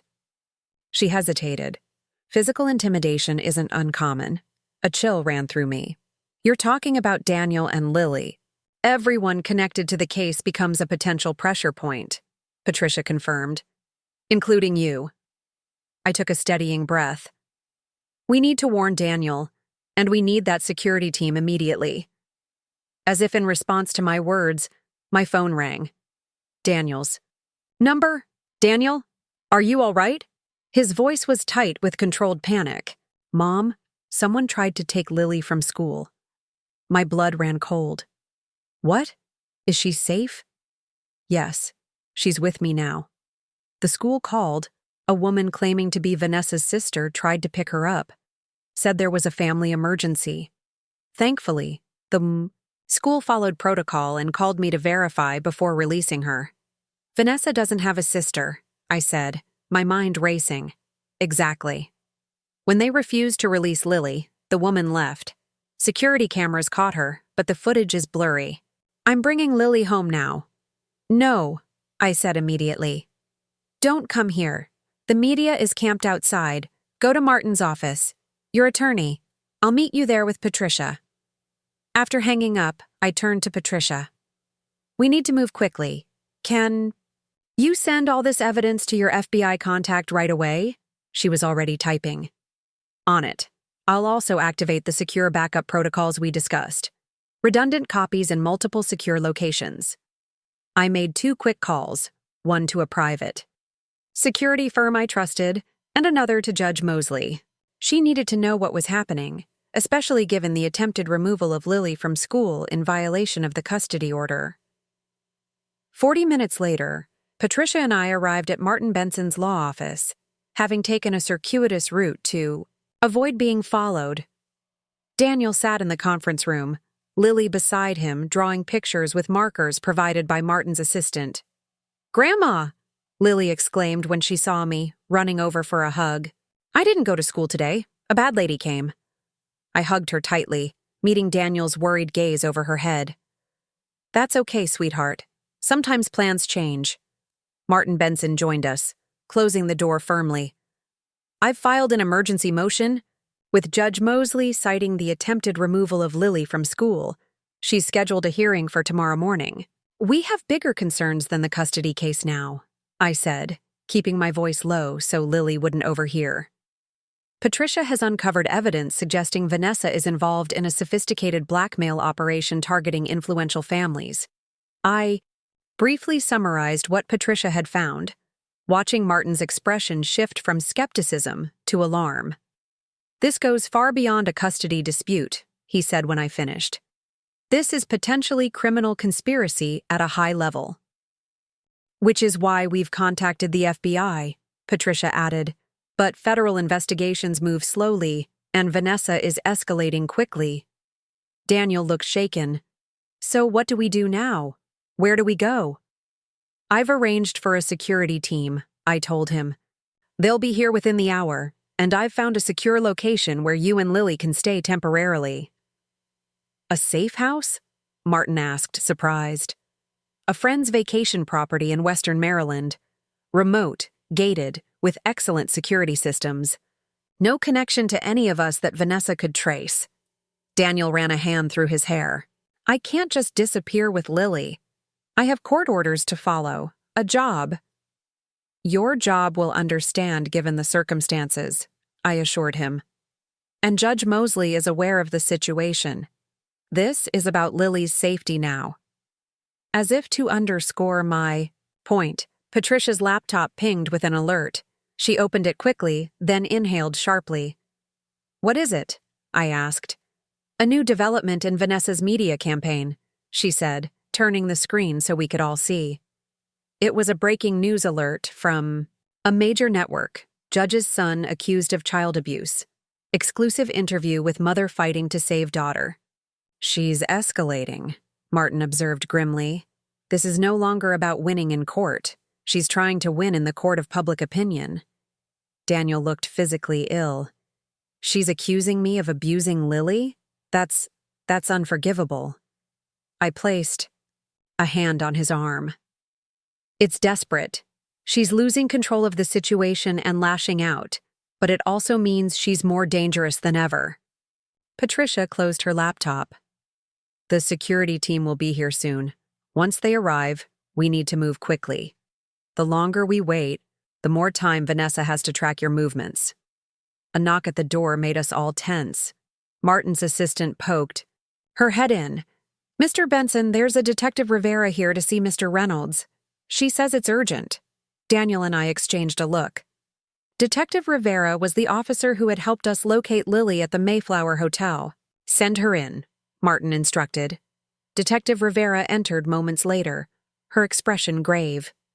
"Mr. Reynolds, Judge Reynolds," she acknowledged with a nod. "I wanted to inform you personally. Vanessa Collins Reynolds was just found unconscious. In her apartment. Apparent overdose. She's been transported to Georgetown University Hospital." A stunned silence fell over the room. "Is she—" Daniel started. "Critical but stable, last I heard," Rivera replied. "The circumstances are concerning. Her attorney, Mr. Blackwood, found her when she failed to show up for a scheduled meeting. The apartment showed signs of a disturbance." "What kind of disturbance?" I asked, alarm bells ringing in my mind. "Broken glass? Overturned furniture?" "Could be consistent with an altercation or with someone in distress moving erratically." Rivera's gaze shifted to Daniel. "Given the public accusations Ms. Collins Reynolds has made against you, Mr. Reynolds, I need to ask, when was the last time you saw or spoke to your wife?" "Not since the courthouse yesterday morning," Daniel replied immediately. "I've been with my daughter or at my office since then. Can anyone verify that?" "I can," I said firmly. "He was with me and Lily all last night and this morning." Rivera nodded, making a note. "And your whereabouts between approximately noon and 3 p.m. today?" "I was at my office until I received the call about someone trying to remove Lily from school around 1:30. I have meetings scheduled all afternoon that can verify my presence." "And the school incident? Can you tell me more about that?" Daniel explained about the woman claiming to be Vanessa's sister. Rivera took detailed notes, her expression thoughtful. "That's consistent with information we're developing," she said. "We believe Ms. Collins Reynolds may have been involved in an altercation with associates who became dissatisfied with her recent actions." "The Artemis group," Patricia said suddenly. Rivera's gaze snapped to her. "You know about Artemis?" Patricia hesitated, then nodded. "I've been tracking their digital footprint in connection with our investigation into Ms. Collins Reynolds' activities." "I'd like to see whatever you found," Rivera said. "My department has been building a case against Artemis for months, but they're exceptionally careful. Your information could be valuable." "Of course," Patricia agreed. "But right now, our primary concern is the safety of Lily and her father." Rivera nodded. "Understood. Given the circumstances, I'd recommend taking precautions. If Artemis is involved, this situation could become even more volatile. We've arranged secure accommodation and protection," I told her. "They'll be leaving as soon as our security team arrives." "Good." Rivera handed Daniel her card. "Call me directly if anything else happens, or if you receive any unusual communications from anyone claiming to represent your wife." After she left, we all sat in silence for a moment, processing this new development. "Do you think Vanessa really tried to harm herself?" Daniel finally asked. "Or is this another manipulation?" "Hard to say," Martin replied. "But either way, it changes the dynamics of the custody situation." I was thinking of the disturbance Rivera had mentioned. If the Artemis group turned against Vanessa because her public campaign risked exposing their operation, then they might come after anyone else connected to her, Patricia finished my thought, including Daniel and Lily. As if to confirm our fears, my phone buzzed with a text from an unknown number. "The child's safety cannot be guaranteed. Surrender all evidence by midnight or face consequences." I showed it to the others, watching their expressions darken. "That settles it," I said firmly. "You and Lily need to leave immediately. The security team should be here any minute." Daniel nodded, his face set with determination. "What about you? You're just as much a target." "I'll join you tomorrow," I promised. "There are a few things I need to handle first." Patricia looked up from her computer. "I've alerted my FBI contact about the text threat. They're expediting their review of the evidence." Martin's assistant knocked again. "The security team is here, Mr. Benson." The lead security agent, a former Navy SEAL named Marcus, entered with 2 other team members. After quickly assessing the situation, he outlined the extraction plan. "We'll take Mr. Reynolds and his daughter out through the service entrance. 2 separate vehicles, different routes to the safe location. Judge Reynolds, you'll need to maintain your normal routine to avoid raising suspicion, but we'll have someone watching your house." I nodded, though the thought of being separated from Daniel and Lily, even temporarily, filled me with apprehension. Lily, who had been quietly drawing through all of this, suddenly looked up. "Are we going on a trip, Daddy?" Daniel kneeled beside her. "Yes, Lilypad. A little adventure, just for a few days, and Grandma will come join us tomorrow." She considered this, then asked, "Will there be dinosaurs?" Despite everything, I couldn't help smiling. "I'm sure we can find some dinosaurs." Satisfied with this answer, she returned to her drawing. As the security team prepared to move them, I pulled Daniel aside for a private word. "Be careful," I said. "And remember, no matter what happens, no matter what you hear on the news or from anyone else, don't trust any communication that doesn't come through our secure channel." He hugged me tightly. "You be careful too. This is bigger than we thought, isn't it?" "Yes," I admitted. "But we'll get through it." As I watched them leave, Daniel carrying Lily, flanked by security personnel, I felt a complex mixture of fear and determination. Vanessa's hospitalization, the threat message, the involvement of the Artemis group, all of it pointed to a dangerous escalation. But I hadn't spent 20 years on the bench without learning how to fight smart. If the Artemis group thought they could intimidate me into abandoning my son and granddaughter, they were about to learn a painful lesson about underestimating a mother's resolve. What I didn't yet know was that the next 24 hours would bring revelations that would shake the foundations of Washington power structures and put all our lives in very real danger. The custody battle had evolved into something far more sinister, and before it was over, I would be forced to make decisions that would test not only my judicial ethics, but my very humanity. For now, though, my priority was ensuring that Daniel and Lily reached safety. Everything else, the ethics complaint, my judicial appointment, even the criminal investigation into the Artemis group, would have to wait, because nothing, absolutely nothing, was more important than protecting my family. After Daniel and Lily departed with the security team, I returned to my Georgetown townhouse, deliberately maintaining my routine to avoid arousing suspicion. 2 plainclothes security agents followed discreetly in a separate vehicle, taking up positions near my home. The media presence outside had doubled since morning, cameras and microphones thrust forward as I approached my front steps. "Judge Reynolds, do you have a response to your daughter-in-law's allegations? Is it true you've used your judicial influence to interfere with the custody case? Judge Reynolds, can you comment on reports that your son has fled with the child?" I kept my face neutral, offering a polite, "no comment," as I navigated through the throng. Inside, I drew the curtains and activated the security system, then texted, "Patricia on our secure channel, home safe. Any updates?" Her reply came seconds later. "FBI moving forward. Warrant being prepared for Artemis financials. V still unconscious but stable. Will update when I know more." I made myself a cup of tea, mind racing as I planned my next moves.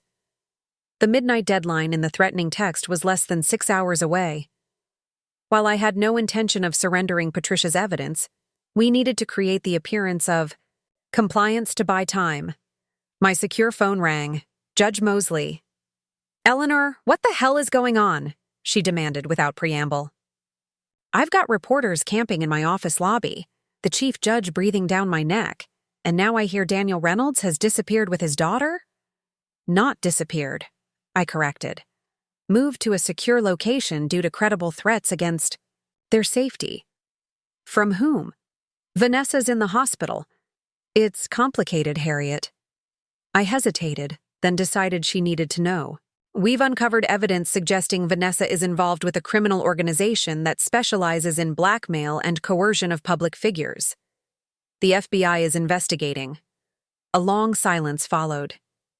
"Jesus Christ," she finally muttered. "Are you saying this whole custody battle is part of some larger conspiracy?" "It appears that way. Patricia Zhang has compiled substantial digital evidence linking Vanessa to an entity called the Artemis Group. Detective Rivera confirmed they've been investigating this group for months. And the threats, they're credible? Someone already tried to remove Lily from school today by impersonating a family member.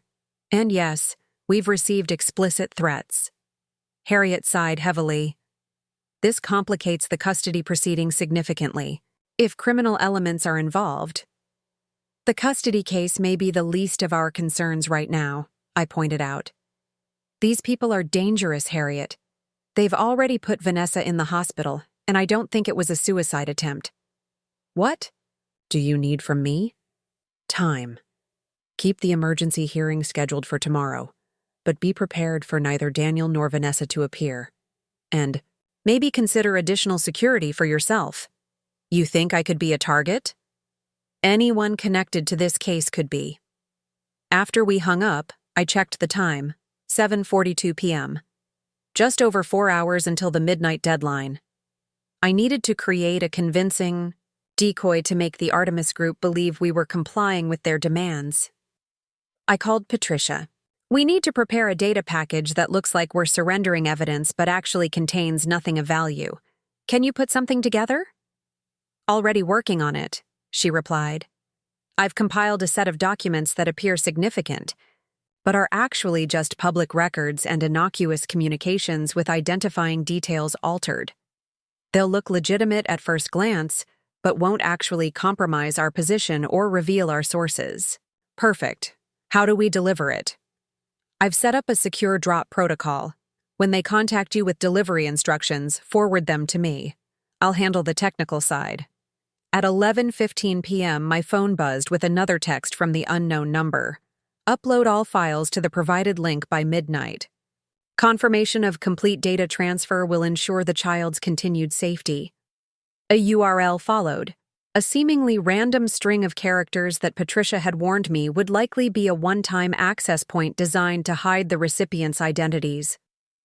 Forwarded the message to Patricia, who responded immediately. On it.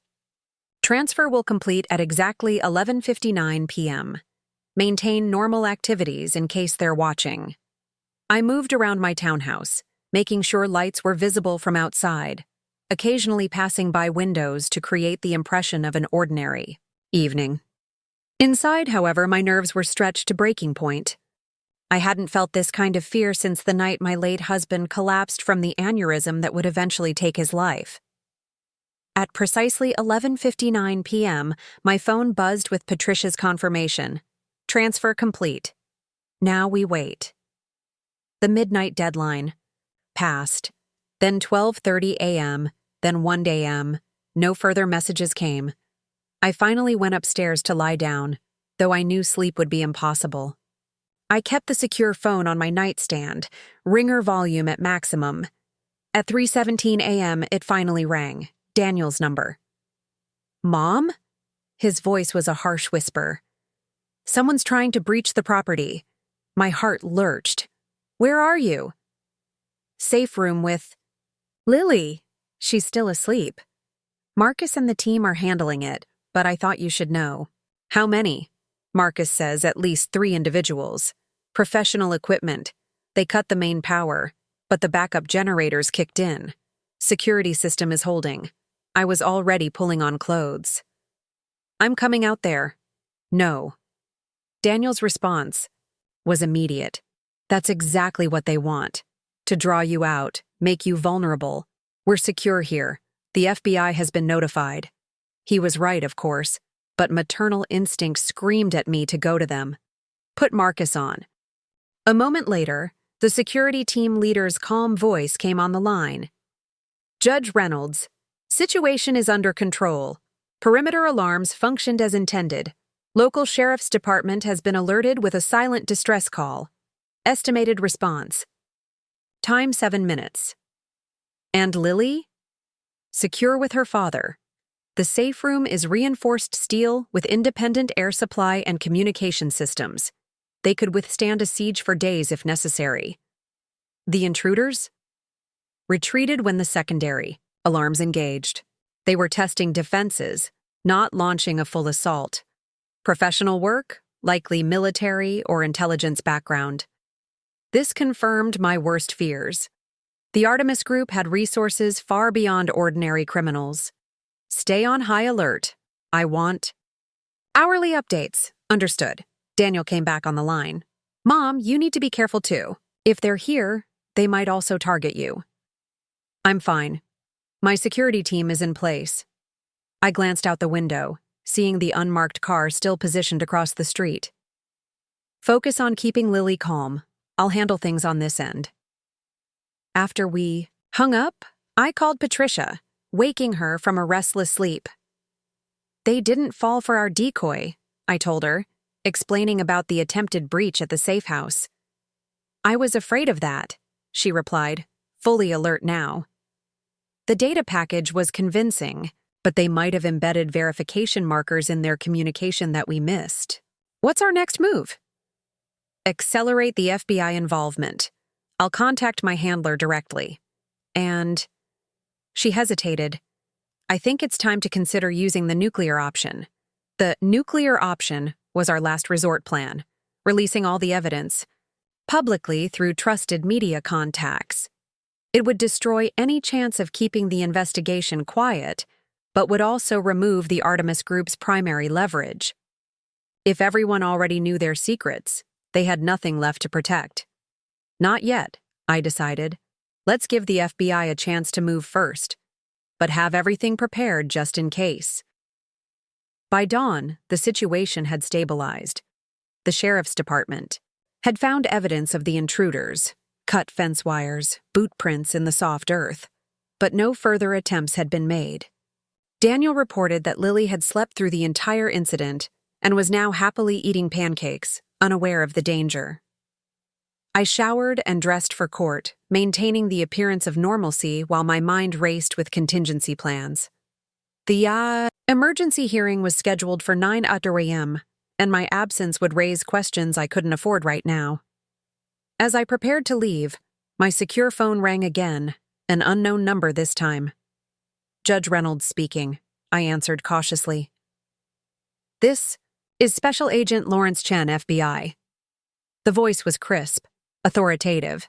We need to meet immediately regarding the Artemis Group investigation. I have court at 9. This can't wait, he cut me off. A car is already en route to your location. Please be ready in 5 minutes. The call ended abruptly. I hesitated, suspicion flaring. How had Agent Chen gotten this number? Patricia had only shared our secure channel with her direct FBI contact, Agent Diaz. I quickly texted Patricia. Someone claiming to be FBI Agent Chen is sending a car for me. Verification? Her response was immediate and alarming. No Agent Chen. In Diaz's unit, do not go with them. Just as I read her message, my doorbell rang. Through the security camera, I could see 2 men in dark suits standing on my porch, both wearing what appeared to be FBI credentials on lanyards. Judge Reynolds, one called through the door. FBI, please open up. I backed away from the door, texting my security team. Possible hostile actors at front door posing as FBI. Verify and respond. Within seconds, I saw movement outside as my security detail approached the men from behind. A brief, tense confrontation followed, visible on my security monitors. Real identification was demanded and found lacking. The imposters retreated quickly, disappearing into a black sedan that sped away before my security team could detain them. My phone rang, the head of my security detail. Judge Reynolds, are you all right? Yes, I didn't open the door. Good call. Those were definitely not federal agents. License plate on their vehicle came back stolen. We've alerted local police, but they'll be long gone, I finished. Thank you for your quick response. This was a significant escalation. The Artemis Group had now directly attempted to abduct me from my home, using the pretense of federal authority. I needed to get to the courthouse where security was tighter, then figure out my next move. Under heavy escort from my security team, I made it to the courthouse without further incident. The lobby was packed with reporters, but courthouse security kept them at bay as I made my way to Judge Mosley's courtroom. Inside, Lawrence Blackwood sat alone at the defense table. No Vanessa as expected, she was still hospitalized. Martin Benson occupied the plaintiff's table, also alone. Judge Mosley entered, surveying the unusual arrangement with a frown. I understand neither Mr. Reynolds nor Ms. Collins Reynolds will be appearing today, she began. Mr. Benson, perhaps you can explain your client's absence. Martin stood. Your Honor, my client is currently at a secure location with his daughter, due to credible threats against their safety. The FBI is investigating these threats as part of a larger criminal matter, Blackwood scoffed. Convenient excuse for violating the court's visitation order. Where is the child, really? Mr. Reynolds has no right to conceal her whereabouts from her mother. Her mother, Martin countered, is currently unconscious in Georgetown University Hospital following what police are investigating as a possible attempted homicide, not a suicide as initially reported. Murmurs spread through the courtroom. Judge Mosley banged her gavel. Order. Mr. Blackwood, are you still representing Ms. Collins Reynolds despite her incapacitation? I am, he confirmed, and I demand the court order Mr. Reynolds to return the child immediately. Your Honor, Martin interjected, we have evidence suggesting Ms. Collins Reynolds is involved with a criminal enterprise known as the Artemis Group, which specializes in blackmail and coercion of public figures. Just this morning, individuals, falsely identifying themselves as FBI agents, attempted to abduct Judge Eleanor Reynolds from her home. Judge Mosley's expression darkened. These are extremely serious allegations, Mr. Benson. Do you have evidence to support them? We do, Your Honor. Detective Carmen Rivera of the D.C. Metropolitan Police is prepared to testify regarding the ongoing investigation, and we have digital forensic evidence compiled by Patricia Zhang linking Ms. Collins Reynolds directly to the Artemis Group's activities. Blackwood's usual composure slipped momentarily before he regained control. Your Honor, these outlandish claims are clearly designed to distract from Mr. Reynolds' parental kidnapping. There is no evidence. The courtroom doors burst open, interrupting him. Detective Rivera entered, accompanied by 2 uniformed officers, and a woman in a dark suit who I recognized immediately from Patricia's descriptions, Special Agent Maria Diaz of the FBI.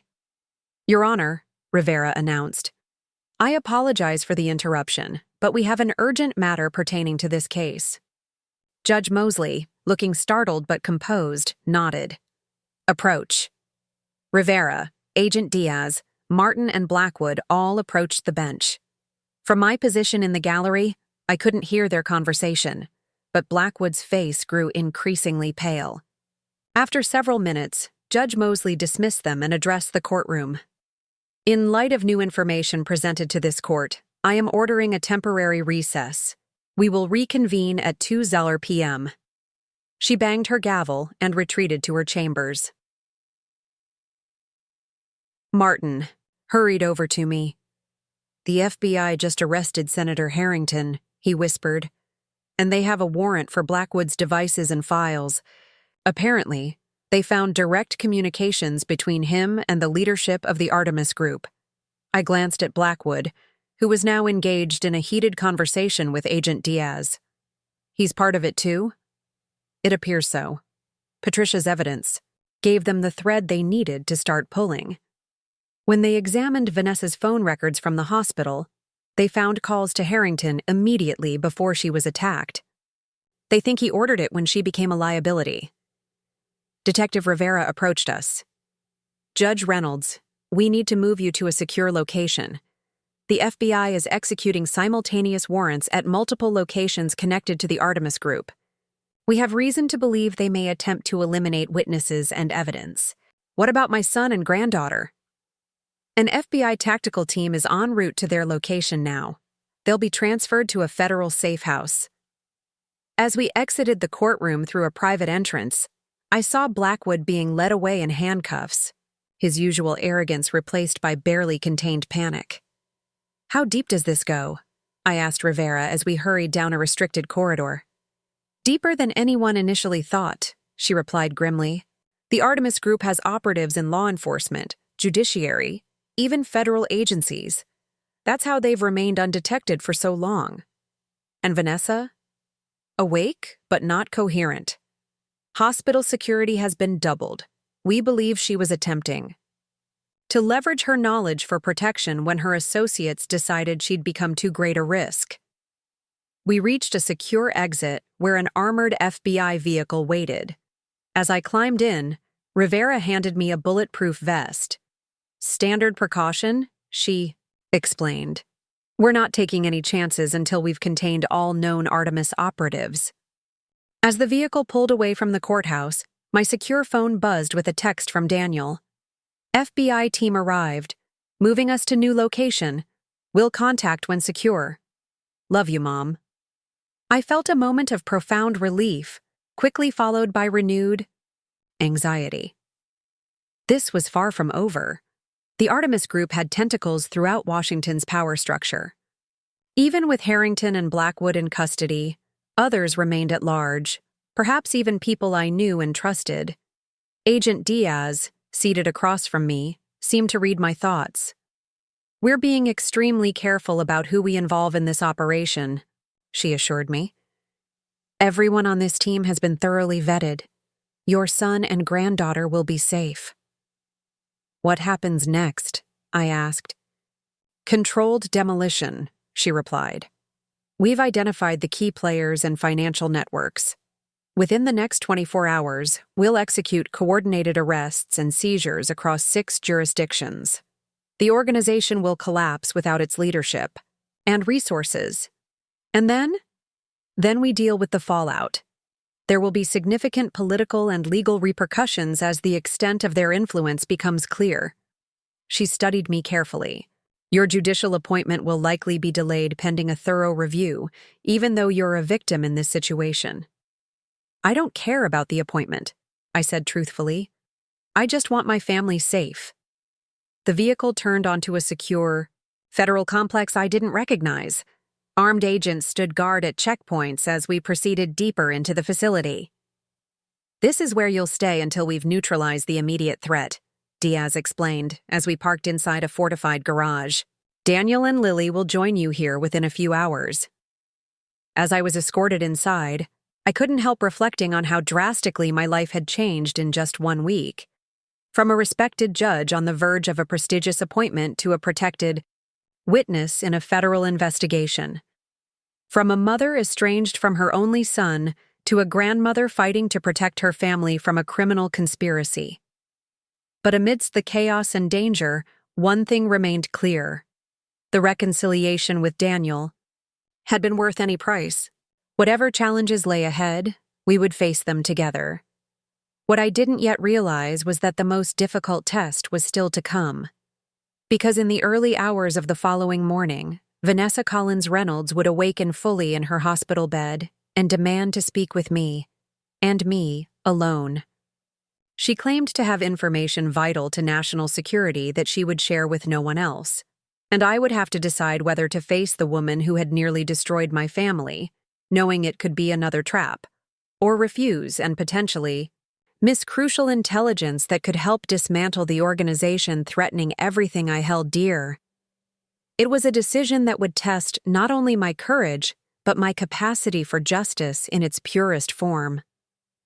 Because true justice sometimes requires facing your deepest fears and most bitter enemies, not for vengeance, but for the greater good. As I settled into the stark, functional safe room that would be my temporary home, I knew one thing with absolute certainty. Whatever came next, I would face it with the same unwavering principle that had guided my judicial career: the pursuit of truth, no matter how uncomfortable or dangerous that truth might be. The federal safe house was austere but comfortable. A nondescript colonial-style home within a gated government compound. By nightfall, Daniel and Lily had arrived, escorted by an FBI tactical team. Lily, remarkably resilient, had accepted the explanation that we were having a special family sleepover adventure due to some problems with our regular houses. Like, when there's a big storm and the power goes out? She'd asked as Daniel carried her inside. Something like that, Lilypad, he'd replied, his eyes meeting mine over her head, conveying both relief at their reunion and lingering worry about our situation. After settling Lily into bed with a selection of books from the safe house's modest library, Daniel and I sat at the kitchen table with Agent Diaz, reviewing the rapidly evolving situation. Harrington is cooperating, Diaz explained, sliding a tablet across the table showing surveillance photos of various individuals. He's identified key members of the Artemis group leadership, including several we hadn't previously connected to the organization. I studied the faces, some vaguely familiar from Washington social circles, others complete strangers. And Blackwood? Still maintaining his innocence, but the evidence is overwhelming. We found encrypted communications on his devices linking him directly to operations targeting at least 15 prominent families over the past decade. Daniel's expression darkened. Including us. Diaz nodded grimly. Your family was designated Project Gavel in their internal communications. Vanessa was their primary operative, tasked with infiltrating your family to gain leverage over Judge Reynolds. The cold calculation of it all still stunned me. All because of my judicial position? That, and your family connections. Your father's Senate legacy, your husband's medical reputation, Your pending appeals court nomination. Diaz tapped the tablet, bringing up a document. According to Harrington, the Artemis group specifically targets influence nodes, people with connections across multiple spheres of power. And Lily? Daniel asked, his voice barely controlled. Was she just part of the operation? Diaz hesitated, clearly uncomfortable. We're still piecing together Vanessa's specific role, but from what we've gathered so far, yes. Having a child provided her with a permanent connection to your family, regardless of the marriage's status. Daniel pushed back from the table abruptly, turning away to hide the pain and anger on his face.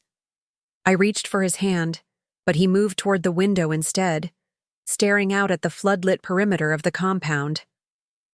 What's going to happen to Vanessa? I asked Diaz. That depends partly on her cooperation level. She's under guard at the hospital but will be transferred to federal custody once medically cleared. Diaz checked her phone as it buzzed with a notification. Speaking of which, she's conscious and has been asking to speak with you. Only you. Absolutely not, Daniel said immediately, turning back from the window. Haven't we been manipulated enough? We share your concern, Diaz assured him. But she's claiming to have information about Artemis operations that she'll only disclose to Judge Reynolds. Information that could potentially prevent imminent threats. It's a trap, Daniel insisted. Another manipulation. I studied Diaz's expression. You think she might actually have valuable intelligence? It's possible, she admitted. Vanessa appears to have been more central to Artemis operations than we initially believed, and the attack on her suggests she may have been planning to defect. We've intercepted communications indicating the leadership considered her a containment priority. I drummed my fingers on the table, thinking, if I were to agree to this, what security measures would be in place? Mom, you can't seriously be considering this, Daniel protested. The room would be secured and swept for devices, Diaz replied, addressing my question directly. You would be separated by a physical barrier. Armed agents would be present, though out of earshot. We would monitor visually, but not audio record, to maintain potential attorney-client privilege concerns. When? I asked. Tomorrow morning. Her doctors say she's stable but still heavily medicated for pain. They recommend morning when her lucidity is highest. Daniel shook his head in disbelief. This is insane. After everything she's done. It's not about forgiveness, I said quietly. It's about justice. If she has information that could help. Dismantle this organization, prevent others from being targeted the way we were. It's not your responsibility to risk yourself, he argued. Let the FBI handle it. They are handling it, I replied. But for whatever reason, Vanessa will only talk to me. And I want answers, Daniel, don't you? He ran a hand through his hair. In frustration. Of course I do. But not at the cost of putting you in danger, Agent Diaz intervened. We wouldn't suggest this if we thought there was a significant security risk. The hospital floor is completely locked down. Every person entering is thoroughly vetted. After further discussion, I made my decision. I'll meet with her. But I want Daniel to be able to monitor the conversation remotely, even if it can't be recorded. Diaz considered this, then nodded. That can be arranged. That night, I slept fitfully, my dreams invaded by fragments of the past week. Vanessa's calculating smile in the courtroom, Lily's face lighting up when she called me Grandma for the first time, the threatening text message, Daniel's voice, whispering over the phone about intruders at the safe house. I awoke before dawn, moving quietly through the house so as not to disturb Daniel and Lily. In the kitchen, I found Agent Diaz already awake, reviewing documents on her laptop. Couldn't. Sleep? She asked, not looking up from her screen. Too much on my mind, I admitted, pouring myself coffee from the pot she'd already brewed. Any updates overnight? Several. She turned her laptop toward me. We've executed search warrants at 14 locations connected to Artemis. Seized documents, electronic devices, Financial records. The network is unraveling quickly. I scanned the information on the screen. Any indication of why Vanessa's so insistent on speaking with me specifically? Nothing concrete. Diaz closed her laptop. But one of Harrington's statements caught my attention. He mentioned that Vanessa was the architect of the judge protocol, apparently a specific methodology for compromising judicial officials. She specialized in targeting judges? So it seems, which makes your case somewhat personal for her. This new information settled uneasily as we prepared to depart for the hospital. Daniel, after a final attempt to dissuade me, reluctantly, agreed to remain at the safe house with Lily, monitoring the meeting remotely from a secure feed. "Promise me you'll be careful," he said as I prepared to leave. "Don't trust anything she says." "I've spent 20 years evaluating testimony, Daniel," I reminded him. "I know when someone's lying." He didn't look reassured. "You thought you knew when she was lying 5 years ago, too." The comment stung, but he wasn't wrong. I'd misread Vanessa then, underestimated her capacity for deception. I wouldn't make the same mistake twice. The journey to Georgetown University. Hospital followed elaborate security protocols, vehicle switches, roundabout routes, unmarked cars with tinted windows. We entered through a service entrance, bypassing the main lobby where media had gathered after news of Vanessa's hospitalization had become public. Vanessa's room was at the end of a corridor that had been cleared of other patients. Armed agents stood guard outside. Inside, the hospital bed was positioned against the far wall. A transparent partition had been installed, creating a physical barrier between the bed and the visitors' area where a single chair waited for me. Vanessa barely resembled the polished, confident woman who had sat in my courtroom days earlier. Her face was pale and bruised, her blonde hair limp against the pillows. Intravenous lines ran from her arms, and a heart monitor beeped steadily beside her. Despite her weakened state, her eyes remained sharp, calculating. "Judge Reynolds," she said as I entered, her voice hoarse but steady. "I wasn't sure you'd come." I took the seat facing her. "You claim to have information relevant to national security. Here I am." She studied me for a moment, then glanced at the FBI agent positioned discreetly in the corner of the room. "I agreed to speak only with you." "Agent Collins stays," I replied firmly. "Those are the conditions." Vanessa sighed, then nodded slightly. "Fine. But what I'm about to tell you goes far beyond Daniel, beyond our personal situations." "I'm listening."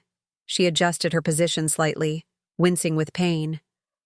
"The Artemis group isn't just a blackmail operation. It's a foreign intelligence asset. Has been from the beginning. This wasn't what I'd expected." "You're claiming Artemis is a foreign spy network?" "Not exactly. It began as a private operation, targeting influential Americans for financial gain.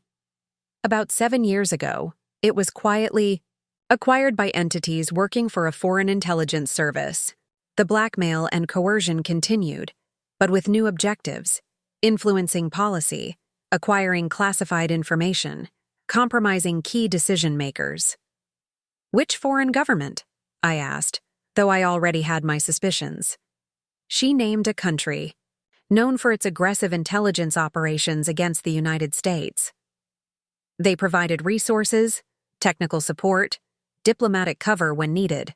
In exchange, they received intelligence gathered from Artemis targets and influence over certain operations. "And your role in all this?" A ghost of a smile crossed her face. "I was good at what I did, identifying vulnerabilities, establishing relationships, extracting information and influence without targets, even realizing what was happening." "Like with Daniel," I said, keeping my voice neutral despite the anger churning inside me. "Daniel was..." She hesitated. "He was an assignment that became complicated." "Because of Lily?" Something flickered in her eyes, the first genuine emotion I'd seen from her. "Lily wasn't part of the plan. She was unexpected." But useful for your purposes, I pressed. Initially, yes, Vanessa admitted. But things change. I leaned forward. What exactly are you offering the FBI, Vanessa? Why insist on speaking with me? Because you're the only one who might believe what I'm about to tell you. She glanced again at the silent agent in the corner. Artemis has operatives in federal law enforcement, in the intelligence community, even in the judiciary. I kept my expression neutral. That's a convenient claim when you're facing federal charges. It's the truth. She reached for the water glass beside her bed, her hand shaking slightly. And I can prove it. There's a secured server in a data center in Vienna, Virginia.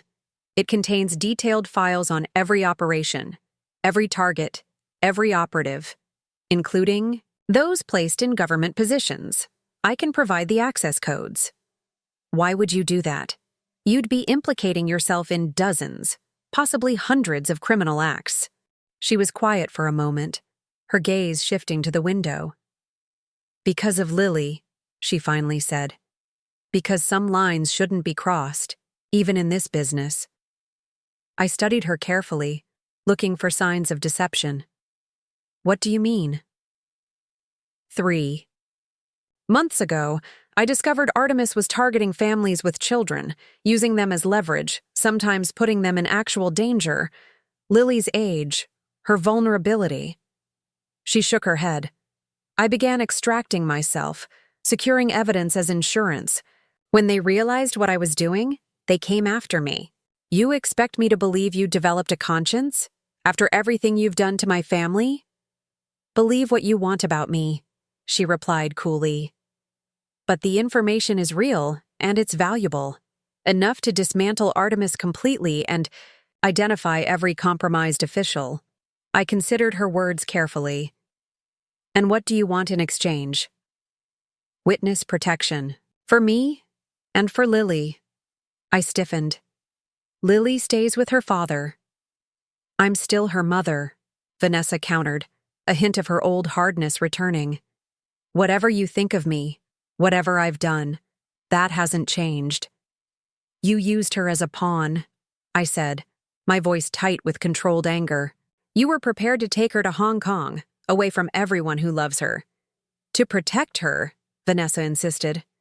Once I turned on Artemis, Lily became a target too. I couldn't stay in Washington and keep her safe. I wasn't convinced. You could have gone to the authorities. With Artemis operatives embedded throughout law enforcement, that would have been suicide. She leaned forward, wincing with the effort.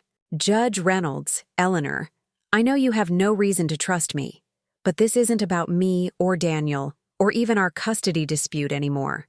This is about a major foreign intelligence operation on American soil. People will die if this information doesn't reach the right hands. Our conversation continued for nearly an hour. Vanessa providing specific details about Artemis operations, names of compromised officials, locations of evidence.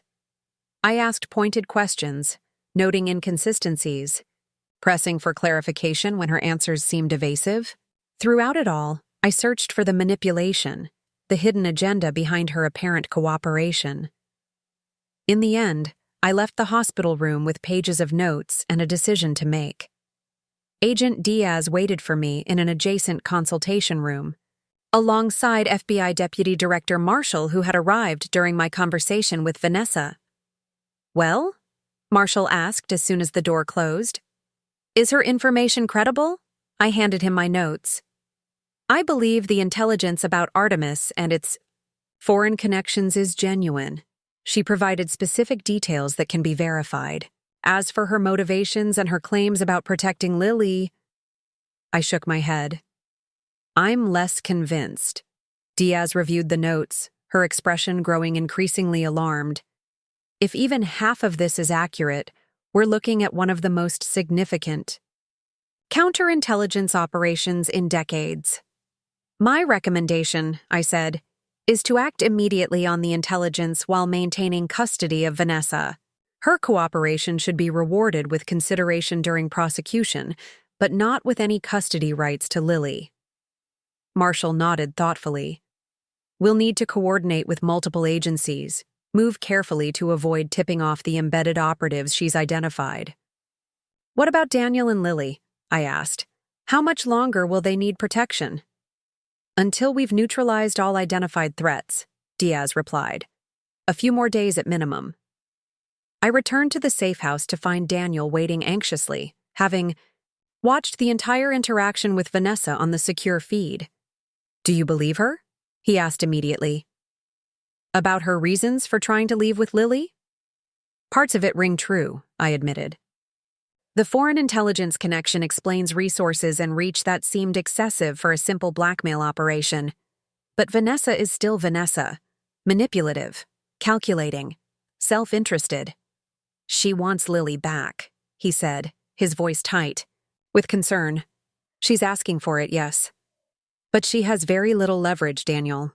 She's facing multiple federal charges: conspiracy, espionage, wire fraud, attempted kidnapping. Her cooperation will mitigate her sentence, but it won't put her in a position to demand custody. He didn't look reassured. You didn't see what I saw over the years, how convincing she can be, how she can make the most outrageous lies sound reasonable. I believe you, I said gently. And I won't let her manipulate the situation to get Lily back.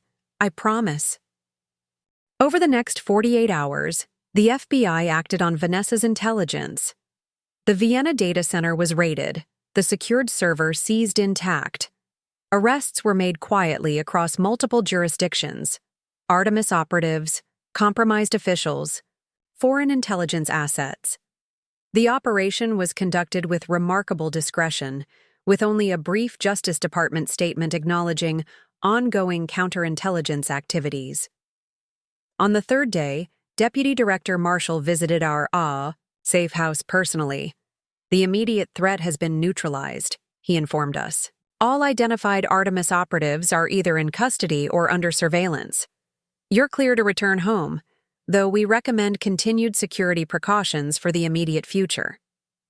And Vanessa? Daniel asked. In federal custody at a secure medical facility.